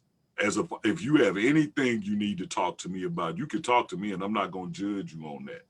I tell my daughters the same thing. It's a little bit more difficult with my daughters because I'm not a woman. But I can tell you about these shitball ass dudes that you may think are, because that pain is, that's a pain it goes back to that intimacy thing, because when you give a person that intimate part of you and they toy with that and they fuck with you with that, man, that's some hurtful shit. And we all know hurt people hurt people. So it turns into a cycle. That's why I say it's a generational curse that's got to be stopped. And we have to, as a man, I made the decision to not allow this to go on I'm going to talk to whoever it is. Call me whatever, call me stupid. I would rather call Rush and be like, bro, man, I'm fucked up right now. Well, bro, what happened? Woo, woo, woo, woo. This is what I'm going through. But that's at 48 years old. Guess how much damage done been done from the time I was dating at 18 to 48. That's 30 years of fucking bullshit that I got to undo. And it ain't easy. So yeah, that's my take on it. You know what I'm saying? That it's tough. See, for men, I think this is what happens with men. Because by the time we recognize like what we're talking about right now, so much shit has happened. You feel what I mean? Like so much shit has happened. And to be honest with you, out of all the men that I know, if I was to give it a percentage, I would say, and including myself, probably only maybe about 10% of the men that I know that are not damaged, because they, you know, they went through some metamorphosis at some point in time to help them understand how to deal with certain things in life. They had somebody to talk to. They had, you feel what I'm saying? So the average guy walks around fucked up 30 plus years. Never has really sat down with one, think about it. They have not sat down with one person that was of a male stature that understands what they going through. See, that's the crazy part. Somebody that said something about talking to a woman, and not and not completely understanding. But this is the crazy part. You could talk to a woman and just listen and pick up so much, and that's what if we smart, we somewhat do. You know what I mean? We sort of figure out who we can talk to about certain things, and we sort of figure it out. You know what I mean? But in the bigger scale of it, we are so fucked up because from a young age until an adult age, we are taught to be boastful about every fucking thing except What? our intimacy and our intimate life. And that's the craziest part. We are trained. If you come to talking shit about my woman, I'm gonna bust your shit and I'm gonna talk all this. You come fucking with my money, I'm gonna talk. You come fucking with my car, I'm fucking. You come breaking my house, I'm But nigga, let's talk about how this last woman broke my heart. I ain't got shit to say. Right. Motherfucking thing to say. Come on, talk to me, Queen. I just want to say to you three kings in this situation, you're not alone in this. And I understand men are taught not to express their feelings, show their feelings, and to be strong, to be the protector and the provider. But women are also taught that same thing. We don't always talk about what you think we talk about with our girlfriends. When I was growing up, I grew up with both parents. In my household, I was seen and not heard. So I didn't have feelings. If I said something hurt or those things, they weren't heard. I didn't have that connection or that ability to talk to my mother or my father. And it wasn't until 2003 when my father passed that I could even hold a conversation with my mother, telling her how I actually felt. So I was 30, never mind. I ain't gonna tell you how I am. But I'm gonna go with no, that's 30 years of things held in. I learned a lot of things the hard way. Not because I was able to go sit down with aunt whoever and talk. I couldn't do that. Because again, seen and not heard. Then the generational gap. My parents, to me, their communication wasn't there. And you can look at it on every level, social, economic level, all these things. We're dealing with it, like No said, right today because of that gap. Now, from our age to the 19 to 35, we somehow stopped communicating. They don't know how to communicate with us.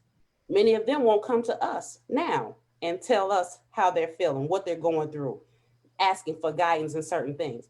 Some of us offer it, but we still can't communicate with them. So they're learning things the hard way. They don't know what intimacy is. Look at them. You see what they're doing. They don't know. So for me, I'm not going to open up to a person and give you the opportunity to hurt me because I've held on to it. And like I told you before, I had to go through a self-healing process, a self-evaluation process. It's the very thing you're talking about now. I had to get back to me, find who I was. And I did it. It was a journey to get there. And it wasn't easy. But what I see the difference being though, like girls have the tendency to get together and just talk and learn things about life just through talking. Let me stop you right there. The worst thing we can do is get together and talk. Yeah, but at the same age level, that's the worst thing we could do. That's the worst thing we did if it was done. I get that, but I'm just talking about the difference. I'm not talking about it being right or wrong. I'm talking about the difference of the communication. Like guys, we get together at a young age. I'm telling you, this is what we talk about at a young age: music, girls, sex, fucking basketball, sports, yeah, whatever comes on. You know what I'm saying? What we gonna let's go to the mall and go grab some. Let's go to the mall and try to get some more girls. That's it. Or we might talk about how we trying to make some money. That's it. Girls talk about everything. Y'all talk about he did this and da. Like I'm a firm believer. Every girl has that one person that they tell every fucking thing to. They have at least one. Men don't have that one. That's what I was just about to say. Like, think about that. Even with that one person, you have the ability, even if you're doing it in the wrong manner, you have the ability to vent. You have the ability to get something off your chest, and from you talking and getting something off your chest, that spawns the other person to say something back to you. Men do not have that capability as young people on a major scale. That is the major difference between men and women. Come on, Psycho, talk to me. And then if we got any comments, I want you to lead into the comments after you give your comment. Okay. Well, then, based on the statement you just made, I was apparently raised as a boy. I didn't have that. And to this day in my life, now y'all know how I love my sister. Y'all know the relationship between me and D. I mean, D and I are so close. We literally cohabitate, and we share, the grocery bills. You know what I mean? We share everything. Now, but even now, D can't tell you all the intimate details of my life. My best friend that I call, we've been together since we were 6 years old. She can't tell you every intimate detail of my life. No, there is no. So you you go to this, you have this one person that you go to and you tell every intimate detail. There is no one person in my life, including the people who live under the same roof with me, who can say that. You special, but on the oh, she's not. No, I'm okay, but hold on. Y'all special. No, hold on, Rush. Because what I'm saying to you is that is the assumption of men. That was one of those overgeneralizations. That is the assumption that that's how we do. Not all of us function that way. No, I'm not saying one of those. Saying all. Listen, I'm not saying all. Okay. Saying that men and women differ in the fact that they are able to talk about things on different levels. Women are able to talk and have discussions that are a lot more mature at a very early age. Okay, now that, yeah. You feel what I'm saying? Yeah. I agree with that. And also, hold on, even in the conversation that they have with each other, the conversation is a lot more intelligent. It's more mind boggling. It broadens the mind a little bit more than the basic conversation of a young man. I'm trying to tell you, women are able to get more in tune with their feelings at a young age. Y'all cut off more in an older age. Men, when we get older, we be more ready to open up and yes, I love, and get in love and all that stuff. When we young, we don't understand none of that shit, because the first time we got fucked up, that was it for us, because we didn't have nobody to talk to. I'm saying that women have somebody to talk to. Men don't talk to nobody. Now the level of what a woman would discuss, I understand that are different levels of what y'all discuss, but y'all have the capability, and from a very early age on, y'all discuss a lot more in life and become more mature when it comes to relationships. Then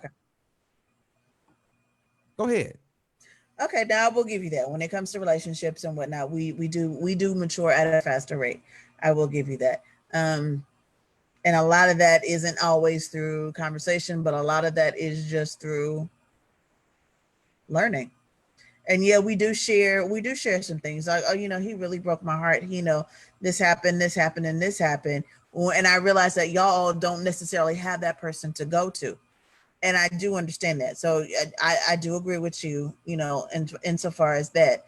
And, as Kim and I were saying, we didn't grow up having, being able to go to our moms and being dads and being able to say, hey, this hurt my feelings and this is what I'm going through and this and this and this and this and this, which is why when we talk about generational stuff, which is why I made it a point that shit stops with me. My child can come to me and talk to me about every damn, and she does. She talks to me about some stuff. I'd be like, whoa, hold on. Do I really want to hear this? And then I have to be like, yes, I do. Because, again, I refuse for her to come up the way that I did. I refuse for her growth to be stunted, whether it be emotionally, mentally, sexually, relationally. I refuse. So because of that, we talk, and when I say we talk about everything, this joker has come in there and woken me up to talk to me about some shit, and I've been like, ooh, why didn't you just let me sleep through this one? But okay, here we go. We're gonna talk about it. So in that manner, I do very, very firmly agree with you on that. Absolutely. See, even in what you just said, your daughter has the capability to come have that conversation with you. Young fellas, we ain't talking to daddy. We ain't talking to the, it's very rare that we have anybody. It usually what happens with a male, it takes an older male to grab a younger male, and then the older male will depart something into the younger male. Right. Feel what I'm saying? Yeah. But from that young age, that young cat don't know what the fuck is going on. He don't. I'm telling you. And then when he gets fucked up, it's like rage. But I'm gonna tell you because I know Queen has done it too. And I know Queen has done it too because her child is the namesake of my own. So we've talked, like you hear there again, we've talked about, the raising of the children and this and then the other. But I know, and because I grabbed a hold to the youngest boy in our clan, and I have said to him, whatever's going on, come and talk to me. And like you said, normally it's an older dude, it's an older man that grabs a hold to him and is just like, yo, what's up? Talk to me. What's going on with you? Let's talk about what you got going on. They daddy is a little special. So I'm like, okay, hey, whatever you got going on, I'm gonna need you to call me and talk to me. But and it's good that you told him that, but he does it. Hold on. Okay, but go ahead. Say what you were about to say, sweetheart. And I was about to say, and he does it, but not necessarily because he reaches out to me, but because I make it a point to check in with him and like, hey, what the hell's going on with you? I'm saying, but his ability to reach out to you, nah, it's not happening at this. Nah. You feel what I'm saying? Because it's like he don't even understand what's going on. Exactly. Feel what I'm saying? Like for a young man, we have to have a certain comfortability with people, and even have a certain comfortability with the conversation of what we're about to talk about to even go there with you. Go ahead, Queenie. You got something to say? I see it on your face. I wish I would have videotaped the conversation I had today. I had a 16-year-old, a 17-year-old, and a 20-year-old, all males. And the question came up, and actually Grandma, the OG, was involved in this question. And a young lady texted and asked, do you love me? And then the response was, no, but no, but I really like you, or something to that effect. And so the young lady, I guess, got mad. So the other three young men wanted to know, why was she mad? And these three young men actually will talk to me about anything. Now, if I can't find the answer, I find a male who can. If their father's not close by and I can't pick up the phone and call them. But what I noticed with the young people that I deal with, if I come across a question by a young man that I can't answer, I'll reach out to their fathers. Hey, this question came up. I need you to address it. Or I pull an uncle, I pull a cousin. we have to embrace the vulnerability of our men. And I've always taught my son, it's okay to cry. You have emotions. You're human. That's why the water comes down your eyes. I mean, that's not some freak thing of nature. That's natural stuff. You're not weak if you cry. You're not, if you need a hug. See, when's the last time you all been hugged? Mm-hmm. As a young man, period. And these are the things that I look at. And before COVID, I would do random shit. Like if I'm at the gas station and somebody's standing there and he looked like he's having a problem, I said, baby, you look like you need a hug. And we'll just randomly hug this person because I don't know what this man's going through. But I know that at some point, you need to know that you can be vulnerable. You're loved. You need this as a man. So when the young guys was having these questions today going on about these relationships, it's my duty to answer it if I can. If I can't, I'm going to find the answer. So I don't want any man to feel, no matter what age, that he can't express himself. Right. Yes, you've been taught not to do this, but the pain that you've gone through, the pain that you feel, you have to let it go. And you can't let it go holding on to some bullshit somebody taught you shouldn't do. They fucking you up. Mm-hmm. And this is what's wrong with our young men and women out here now. They, one, don't love themselves. They don't respect themselves. They don't know how. It's up to us to teach them. Like Maseko said, it's time to break it. Mm-hmm. I can't let you keep running around here doing it, making the same mistake, thinking you're going to get a different result. It's not going to happen. So I got to love you through it all. So, and like Maseko said, some of them conversations, whoo, I had to take a step back because they think I got a male. I don't have a female. Now I got 15 nieces and nephews and it's like 8 females, but the females don't talk to me, it's the males. Because they've been taught differently. Same. Ben House, I see you wanted to say something. Yeah, when it came down to having that voice, literally, it took, full transparency. I'd say it took 3 trips to prison, 2 strikes, and a lot of long nights for me to get it. Because the people that I was looking for, these answers, they didn't have them. But now me doing some work, realizing they didn't even have them, and what I was looking for, which I thought was, an intimacy or a connection that was really just know-how. You know what I'm saying?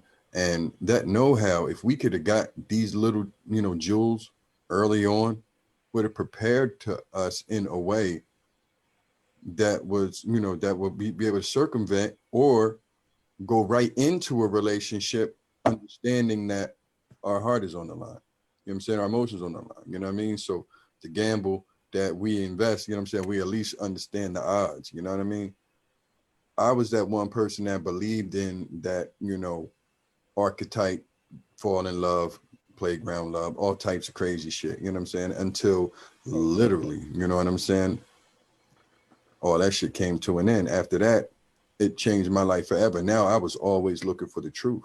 I want to know the truth. Fuck all of this glitzy, glammy shit. I want to see that darkness. But see, also, I want to teach folks now that the longevity of staying in the pocket is where your benefits can come from. You know what I'm saying? As far as being naked with understanding and truth. Talk, fearless. I keep saying fearless because I have to approach women that way because truth be told, they intimidate me, especially pretty ones, especially women that have their shit together, got more money than me, got more cars, they intimidate me in a way that I refuse to back down. It's almost like, okay, I could come to her and excuse me. I know this is going to sound weird, but women like you intimidate me only because of the person that I am. I'm attracted to you, but I feel like I can't meet you where you're at. Are you that type of person, or can you give me some type of insight? Because the way I see you on face value, I don't have a fucking chance. Even though you're everything that I want to go after. You see what I'm saying? So I literally would go to pretty women and women that intimidate me that way and talk to them. I do it right now. There's people I've done it to in the past couple days, just because I want to get over that for myself and get to a level where people say, if only you seen what we see in you. Okay, it's that time. See, and that's what, like, okay. I'm listening to a grown man. And to be honest with you, and this is no disrespect to what he's saying or him as a person, that is almost like an infant seeking approval. That's exactly what it is. You feel what I'm saying? And believe it or not, most men, even the ones that walk around here with all, you know, all puffed up and all this other shit, when it comes down to a relationship, being in a serious relationship and having a conversation with a woman about how they feel about shit, it's like conversation is very short. Or if we do say something, it's like we harp on it so long. You know what I mean? Because it's like we finally venting, you know, it's like we when we finally get something off our chest, it's like we sometimes vent, and it's sort of like we repeat ourselves in a circle.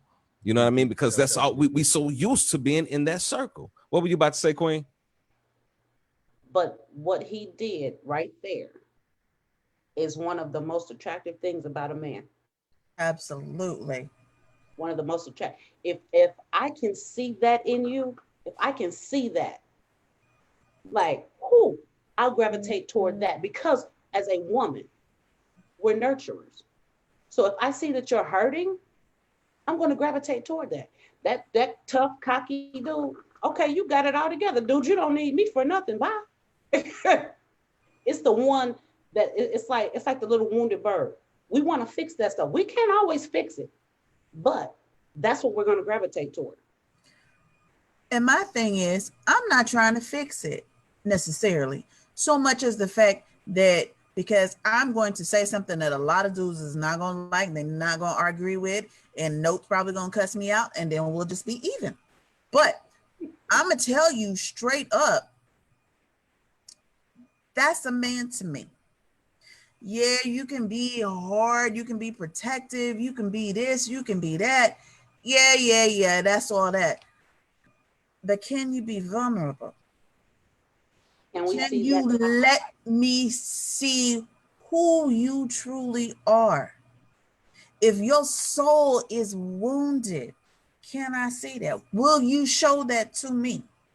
If you can't show me that, all right, we're going to always be cool. We're going to always be cool. We're going to always kick it. We're going to always ha, ha. We're going to have a good time. I might even fuck you. Maybe if I'm feeling froggy. Who knows? But show the heart. But to be real and to have a real and lasting and deep connection to me, to have that intimacy with me, I gotta see who you are. I get that, but this is what the issue is. I think that most men have when it comes down to that. We can see somebody, and it's like a gamble of, do we open up to that person? Yeah. Especially the older that we get. You feel what I'm saying? I think that's why a lot of men have that such a bravado about themselves, where they want to front and make everything look like everything is good. But I think it's because they don't, it's, come on, because, I understand y'all talking about y'all love a man to do this and all that other stuff. But we also got to remember that there's some women out there that ain't no good that we come across too. You feel what I'm saying? And it's like, and we've opened ourselves up to some of those women, and they done fucked us up even more. You feel what I'm saying? So I understand what y'all saying about, oh, that's a beautiful thing. But I want to get down to the reality of it. We talking about it right now, and you hearing we having this discussion, so it's bringing up certain things. But on an average basis, if we wasn't doing this show right now, I wouldn't be talking about my feelings. You feel what I'm saying? Like I might be talking about all kind of other things, but I wouldn't be talking about my feelings. You feel what I'm saying? You might even see me get pissed off about something. You might hear me, jap off about something. But for me to just start to talk about how I feel, this, and I want the ladies out there to listen to this conversation and listen to and understand this. This is not saying that, if you are, you could be a person that want, like, how y'all saying, oh, I want to hear that and all that stuff. I'm not saying that you won't come across a man that will tell you that, but the odds of him opening up to you are slim if he has not been able to trust his emotions with anyone else previous to you. Come on, Note, you've been quiet for a minute, man. You sitting over there like a priest, like you got some Jesus juice or something.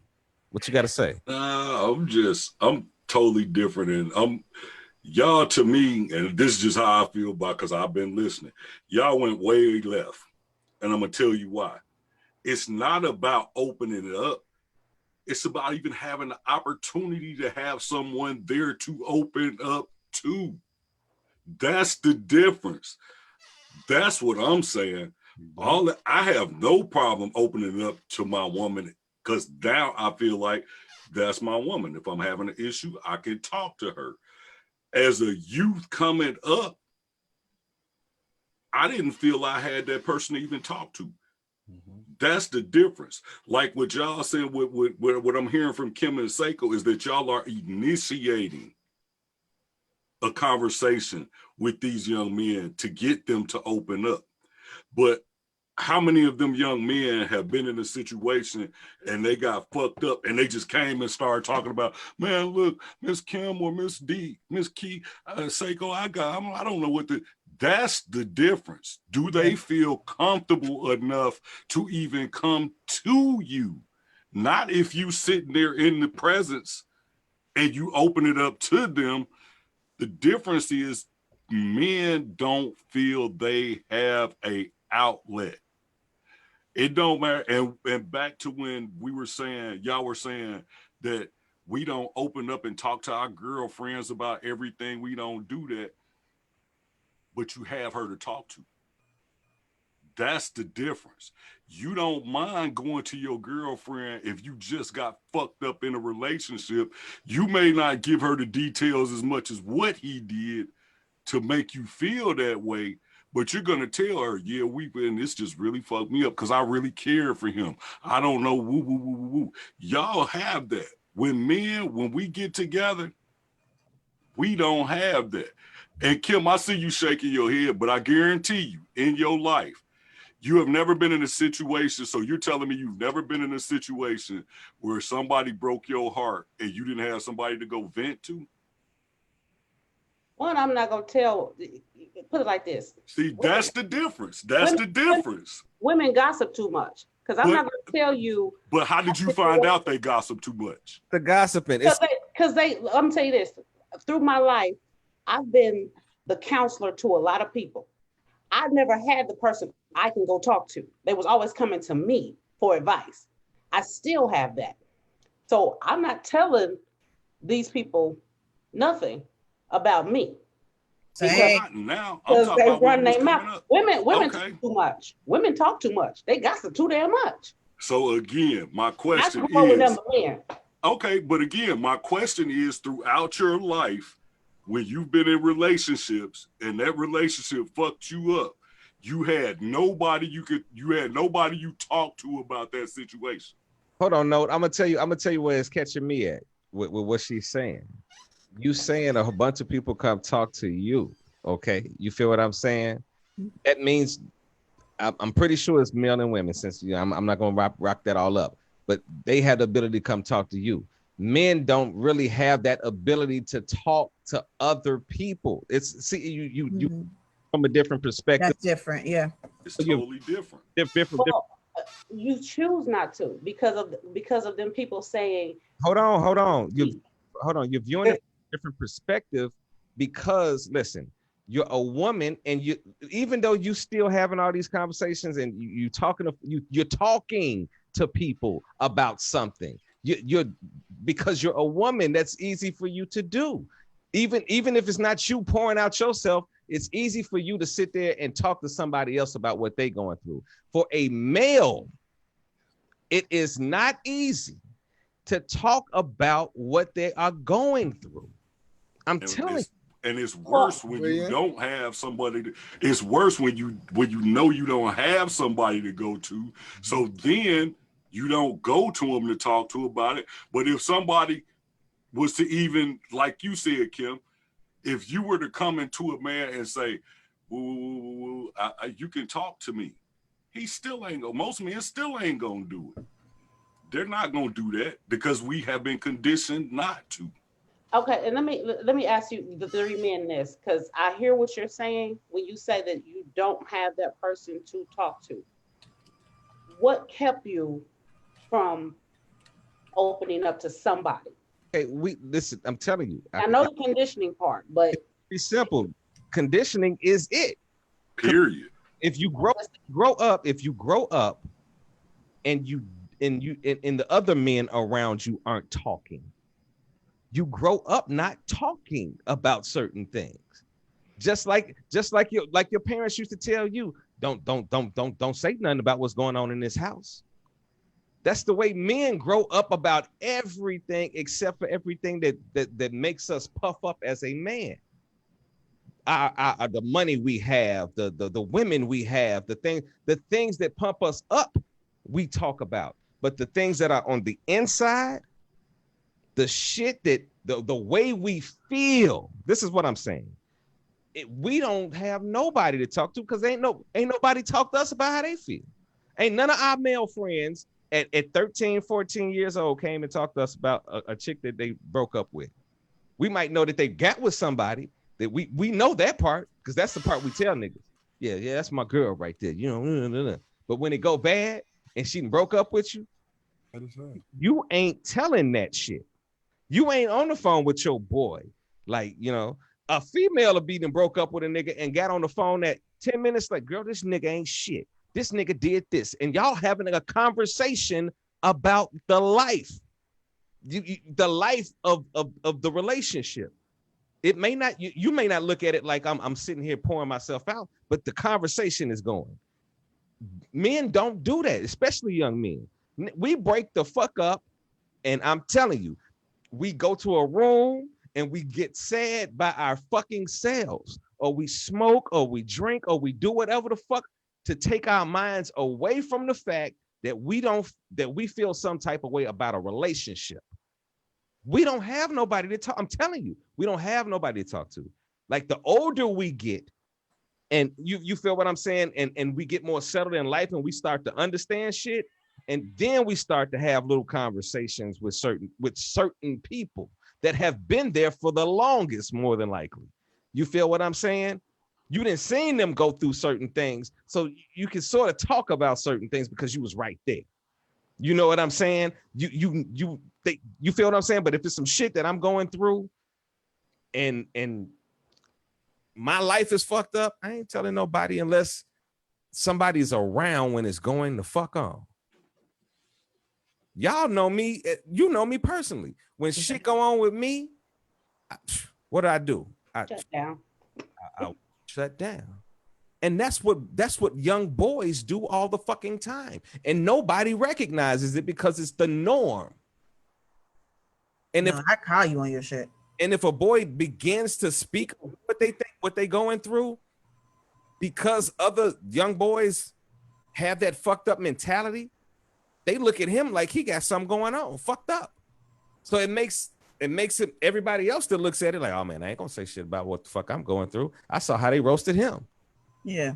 Well, see, that's the side. That's the part where you don't want, for a young man anyway, you don't want him going to his peers for advice, no way, because they can't. You're gonna fuck him up. Yeah, they can't deal with it.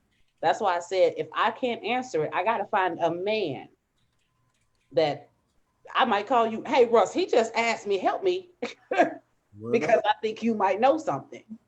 Hold on, we got a comment. What going on, Psycho? The comment is from Darwin Jackson, and he says, I'm totally different. I freely express myself, especially with women I've been intimate with.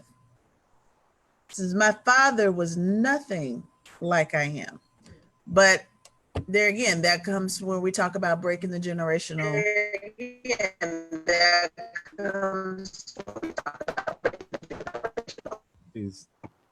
Okay, it's What just clear. happened? I have no idea. I'm trying to see. Darwin that I know, is that the yes, that's your friend Dora, but that's the Dora that you know. But what he is saying is pretty much what we're saying. He says he can do it with a woman that he's intimate with. Yeah, his father wasn't. It took, because like I'm like that now. Like now, I don't give a damn how you think, what you think about me telling you about what I'm going through. I could care less. Because now being older, I know it don't make me or break me as a man. Right. I know this. But back then, you didn't know.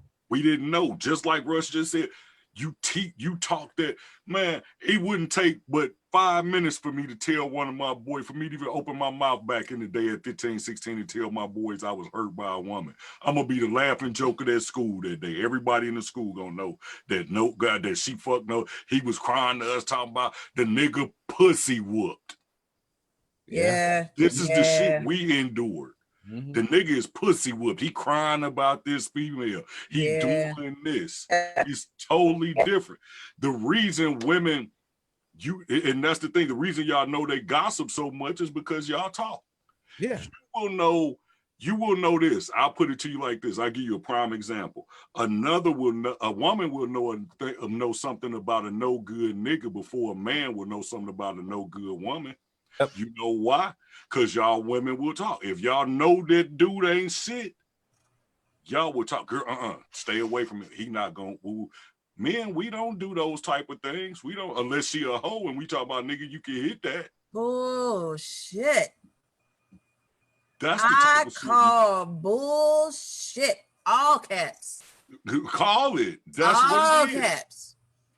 That's how it is. The reason I say that is because of my upbringing. So I spent a lot of time around the boys, and having sons. I have two, having sons, and then just growing up. You know, I've got literally, I think 16 or 17 nieces and nephews.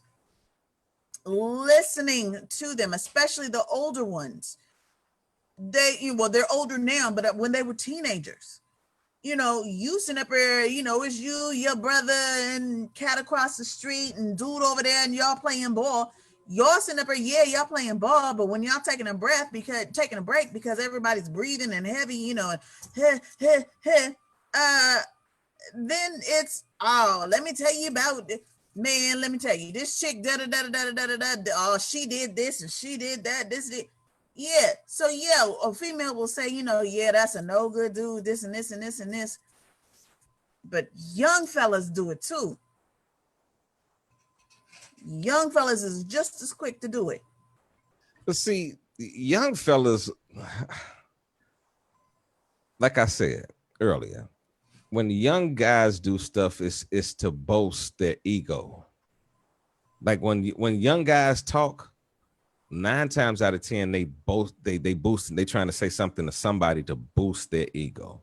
You feel what I'm saying? Mm-hmm. They're not really talking to have a conversation. Women talk and have conversations. Y'all have sleepovers and shit when y'all young, and y'all talk all fucking night about life and all kind of shit, going to the mall, your boyfriends, all that. Niggas don't do that shit. I'm trying to tell you.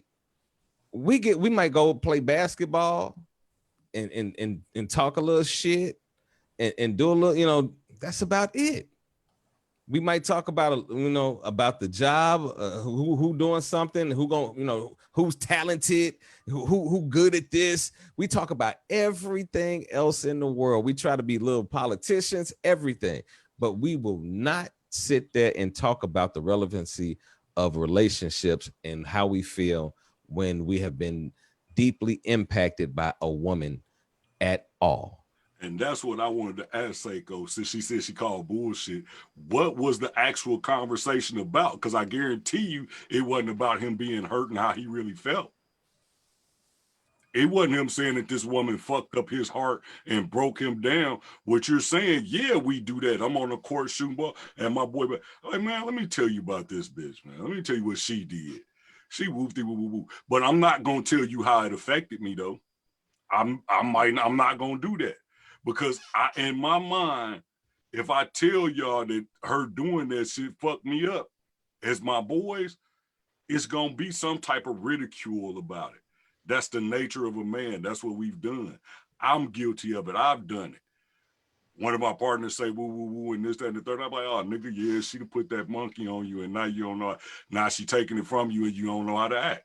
I was guilty of it too. Or the first response from another young man will be, "Fuck that bitch." Exactly. Yep. Fuck that shit, man. You ain't gotta go through that shit. Mm-hmm. Like that's the mentality of another male giving advice to another male being hurt by a relationship. The best advice I get about relationships are from listening to women. Yep. Let me Period. in here. Right. Let me in here because y'all right. Right as rain. When it boiled down to it, it was different points in my life, you know what I'm saying, where, you know, opening and communicating on that level, you know what I'm saying, has always been me. This is one of the things where I tell folks, you have to remember when shit changed. Who were you before, you know what I'm saying, shit changed? You know what I'm saying? I've always been a happy-go-lucky, inquisitive, sadistically curious type person where I would ask a question that would make somebody squirm just because I know they don't want to answer it. You know what I'm saying? So this was me growing up. So me searching for different truths like that had me squatting in dark places, like literally, I'm talking like in the closet, up under tables, watching my elders interact after dark in ways where I knew I wasn't supposed to be privy to what I seen. You know what I'm saying? But I was always searching for the truth because you could not, why can't y'all talk to me? You know what I'm saying? So why do I, and while everybody else was upstairs and they sleep in their beds or doing whatever they was doing and shit, I was roaming the house. I'm sneaking in your shit. You know what I'm saying? I'm in your information because I need to know. See, and you know what's crazy? Young girls look up to successful relationships. Okay, follow where I'm going with this. I know you're going. Go ahead, bro. Boys look up to whoever is cool. Mm-hmm. Who getting the most pussy? Who got this? And it could that be type of shit. Whatever, because for guys it's different. For some guys it could be video games. For other guys it can be music. For other guys it can be the streets. You feel what I'm saying? Whatever we get, whatever we stumble upon. This is what's so crazy. Whatever shows us what we consider to be some type of acceptance or love back, that's what we gravitate to, even if it's no good for us. Right there. Yep. Even if it's the worst thing that we could ever possibly do. Right there. So guess what I do? With that information you said right there is exactly why I empower myself with the truth. Because now I'm no longer afraid, you know what I'm saying, of consequence. Fearless. You know what I'm saying? So moving forward, it sucks when you look back and realize that you were right years ago. You know what I'm saying? But you let certain peer pressures and all of that divert you off of that right and exact path. Yeah. You know what I'm saying?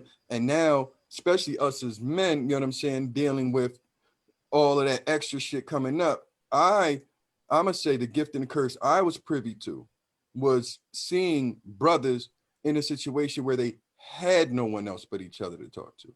You know what I'm saying? So when it boiled down to a motherfucker coming back from court, just catching life, they go back into the cell and realize, you know, they get that letter, the Dear John letter, and they, hey, Bunky, read this shit, man.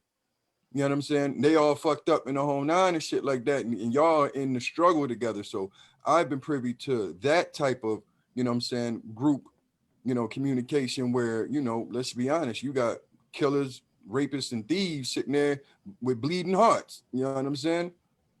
And some of that shit drove them to do the shit they did. Oh my gosh. Big Note just hit it right there. Most of the time you don't understand We don't care. It don't matter because we thought we were doing it for you. Yep. When we find out that it's something different, we feel upset because now we don't know what to do because the answer that we had was you. And it was wrong and we fucked up. And now, because I've been in that situation. I wrote a song about it. Yeah, sitting in my bunk. Like, and at this point, you have no choice. You don't even want to write that shit in a kite because them fucking CEOs read everything that go in and out that door. Yeah. They come through that campus. So you don't even want to do that. So all you're left with is the motherfuckers that's in that facility with you to give that to. And they understand it. And what I feel what the men are talking about, the phrase that came into my mind was looking for love in all the wrong places. Looking for love. But I'm saying, because this is the craziest part, especially the young black man. The young black male is so looking for love and acceptance, but has no idea of how to go about to get it. They have no idea of how to love and accept themselves.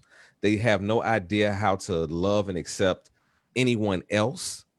So it's like they caught in a whirlwind of what they want. And it's sort of like, can you imagine? All right, you ever been a kid and somebody held something right in front of your face and like, you jumping forward and you reaching forward, you can see it. Almost got it. But you can't touch it. It's like somebody, coming to talk to you about you getting a new car, showing you the keys, and they give you the keys, but they don't give you the title. Dig that. It's like we don't understand ownership because we don't know how to own ourselves at a young age. So we don't know how to own a relationship.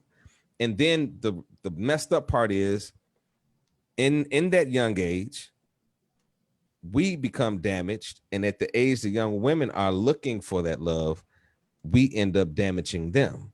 Talk about it. It's a cycle that just does not break. It just does not break until somebody has a moment of reality, right? Something where they view life differently. But by that time, it's so much time has passed. Like I'm listening to my brothers talk about sitting in a jail cell, and that's when they recognized what was missing. So what was on all camaraderie is the word. But but this is the question. So what was missing all those years before they got there? Mm-hmm. Camaraderie. Here's where we at. Check this out. You know what I'm saying? In my head, I have visual, moments in my life that I can only, correlate to this example. Stand By Me, right? Boys in the Hood, right? Things that when you went on adventures with your boys out in the woods where it was just you and the sticks and maybe a dog, or you know what I'm saying, where your imagination got you through some of the hardest motherfucking times. You know what I'm saying? Even where our communication, where we knew the homie was butthurt over his chick, you know what I'm saying? And it was serious enough where we just couldn't joke about it. You know what I mean? We found other ways to try and pull it, you know what I mean? Got him a drink. And this is where the Nintendo and the games and, all our interests really start growing through that camaraderie. And we start searching for it because as we get older, what happens? People start breaking friendships. And then if you fucking around in the streets and the whole nine, you seen some of your best friends become enemies, thieves, liars, drug abusers, all types of shit. You know what I'm saying? And then what's the worst thing that can happen to a boy? His best friend fuck his bitch. I was just about to say that. They done fucked your bitch because you done opened up. It's so exactly. And that's the point, because you're sitting there trying to tell another man how good you feel about your bitch. And that person right there is sitting there searching for the same thing. So only thing he knows is that that bitch got it. And if I don't do the shit he did, I should be all right. Exactly. Fuck your friendship, nigga. I don't even want your friendship no more. I want me a woman. Mm-hmm. Matter of fact, and so I'm gonna go get yours since you bragging about how good she is and how woo woo woo this, that, and the third. Those are that's the male plight. That's our plight. Yeah. And that's why I say we didn't have, and you watched it. You would watch in high school. He's like a nephew to me. Well, my sister and his mom are sisters. We're not. I leave for a summer, come back. You dating the broad I was dating. And I'm still, but we talking on the phone and you in the room with, and me and you like this. Yeah. So yeah, it's and when we get hurt and when men get hurt, we shut the fuck down. Period. And it only takes a Everybody. woman that get that to pull us out. I'm sorry. Yep. I don't care unless it's another older man that be like, young man, let me pull you up. Mm-hmm. It's going to take the women, and that's it. And that's all. So if there's women on here listening, you know what I'm saying? Here's your solution. You know what I mean? You got men out here that want to do better, you know what I'm saying? And asking, that's ready to ask these difficult questions. You know what I'm saying? So We at war with too many people to be at war with each other. Would have to be something today when, you know, the way this show started off and the way Facebook was rocking with us. I knew it was going to be something. I had a feeling it had to be something that was going to be a pretty good goddamn conversation today. And I want to appreciate y'all and thank you all for being so honest today. And I hope that if you're watching the show, I hope that this actually, you know, I hope this actually meant something to you, and just, you know, and that's what we try to do. We try to have, you know, fun on air. We try to, you know, keep the conversation light. We try to have really good, you know, topics related to love and relationships. But at the end of the day, we got a lot of hurting people out here, man. And, you know, you have to first you have to evaluate yourself. Don't go around trying to evaluate nobody else first. If you're going to do anything, evaluate yourself. And after evaluating yourself, then you can ask yourself, like, what do you want? Like, what is missing? You know, like, you know, a lot of times we just get into relationships because we like what we see. And we don't, you know, but we don't necessarily like what we get. So, yo, I'm just gonna wrap it up, yo. I want to thank everybody for the show tonight. I want to let everybody get their last words in. I want Queen, Bent, then I want to go Note, Maseko, and then I'm gonna round it out. Let's get ready to get out of here. Love making, maintenance sex, and just sex. It's all tied together. But at the end of the day, love yourself first. word up. Big For Ben. me, I'll tell you this. Intimacy. You know what I'm saying? When it comes down to maintenance sex, regular sex, or making love, you know what I'm saying? If you do not define it in any type of, you know what I'm saying? Eventually you are heading for disaster. That's what I got for you. Pretty much what Bet just said, man. You have to first dig deep inside, love yourself. You cannot love anybody if you don't love yourself. Once you get that love for yourself, you'll know what real love is. And in that intimacy and all that stuff you want, you'll be able to get that. Right. You'll be able to get that. Seiko, unmute yourself, baby. Okay, so what I was saying was, I'm gonna read these last comments and then I'm gonna make my closing statement. Kimberly Johnson was like, "We shut down too," and she says, "I no longer love." And I think the thing that hurts the most about that statement is that so many of us are there now. So many of us have reached that point, you know, where we talked about, I'm not getting ready to open up to you. I'm not getting ready to share that into me of intimacy with you. I'm not going to do it. And that's a really hard thing and a really hard place to be. But that's the reality of where so many of us are. And, you know, we have to find a way to figure out how to change that at the end of the day. And we have to reach out to these, like you said, you know, these young folks, you know, they don't necessarily reach out, you know, because they don't even really know what they're reaching out for. So it's up to us to reach in for them.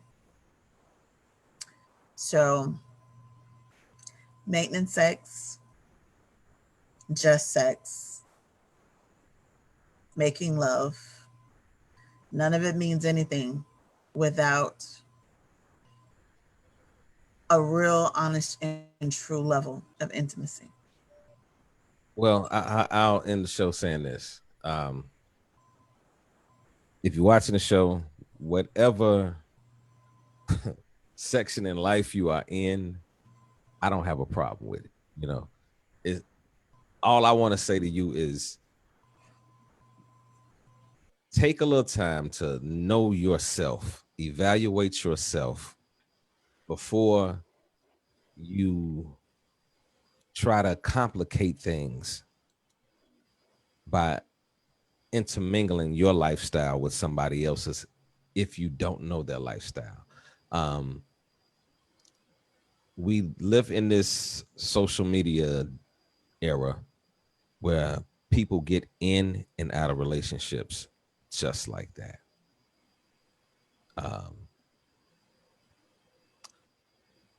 If you take a little bit more time to find out what you're getting yourself into, maybe you won't have so much of a hard time getting yourself out of it.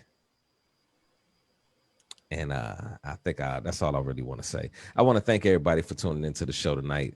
I want to thank Big Note. I want to thank Ben House, Maseko, the Queen. You have tuned into another edition of Real Talk. What's Love Got to Do with It? Tune in with us next week. We will be talking about interracial dating. Oh, shit. Yeah. That one. I just want to find out right quick. Can I skip that one? Want to get. Can we be absent next week? Yeah. I'm here for that. Wow. I just want to raise a hand. Who's with interracial dating? Raise your hand if you're with it. We got Let one. me rephrase that. I am into interracial dating. I am with it. Raise your damn hand. Okay. We got two. Okay, so we That's not vanilla. And I just want to, can I get about half Okay, hand in this case, I'm going with Seiko. Y'all great say I'm all in. Listen. pause. Listen to my question. Okay. And ask if you were into dating white folks, or I said interracial dating. So interracial dating could be Spanish, it could be African, you could be, you can like an African American. So let's not look at this as black and white. Okay. Raise your hand if you're interested in interracial dating. Okay, so listen. What? Week, I want y'all to do y'all research. Y'all I love the way we got the new weekly plan on how we're gonna do stuff.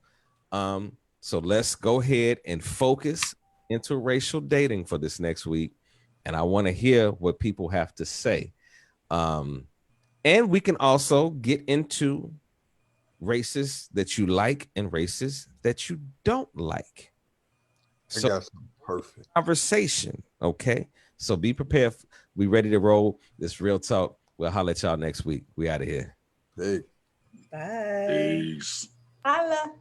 Your mama better not get my ribs. If you don't turn that thing off.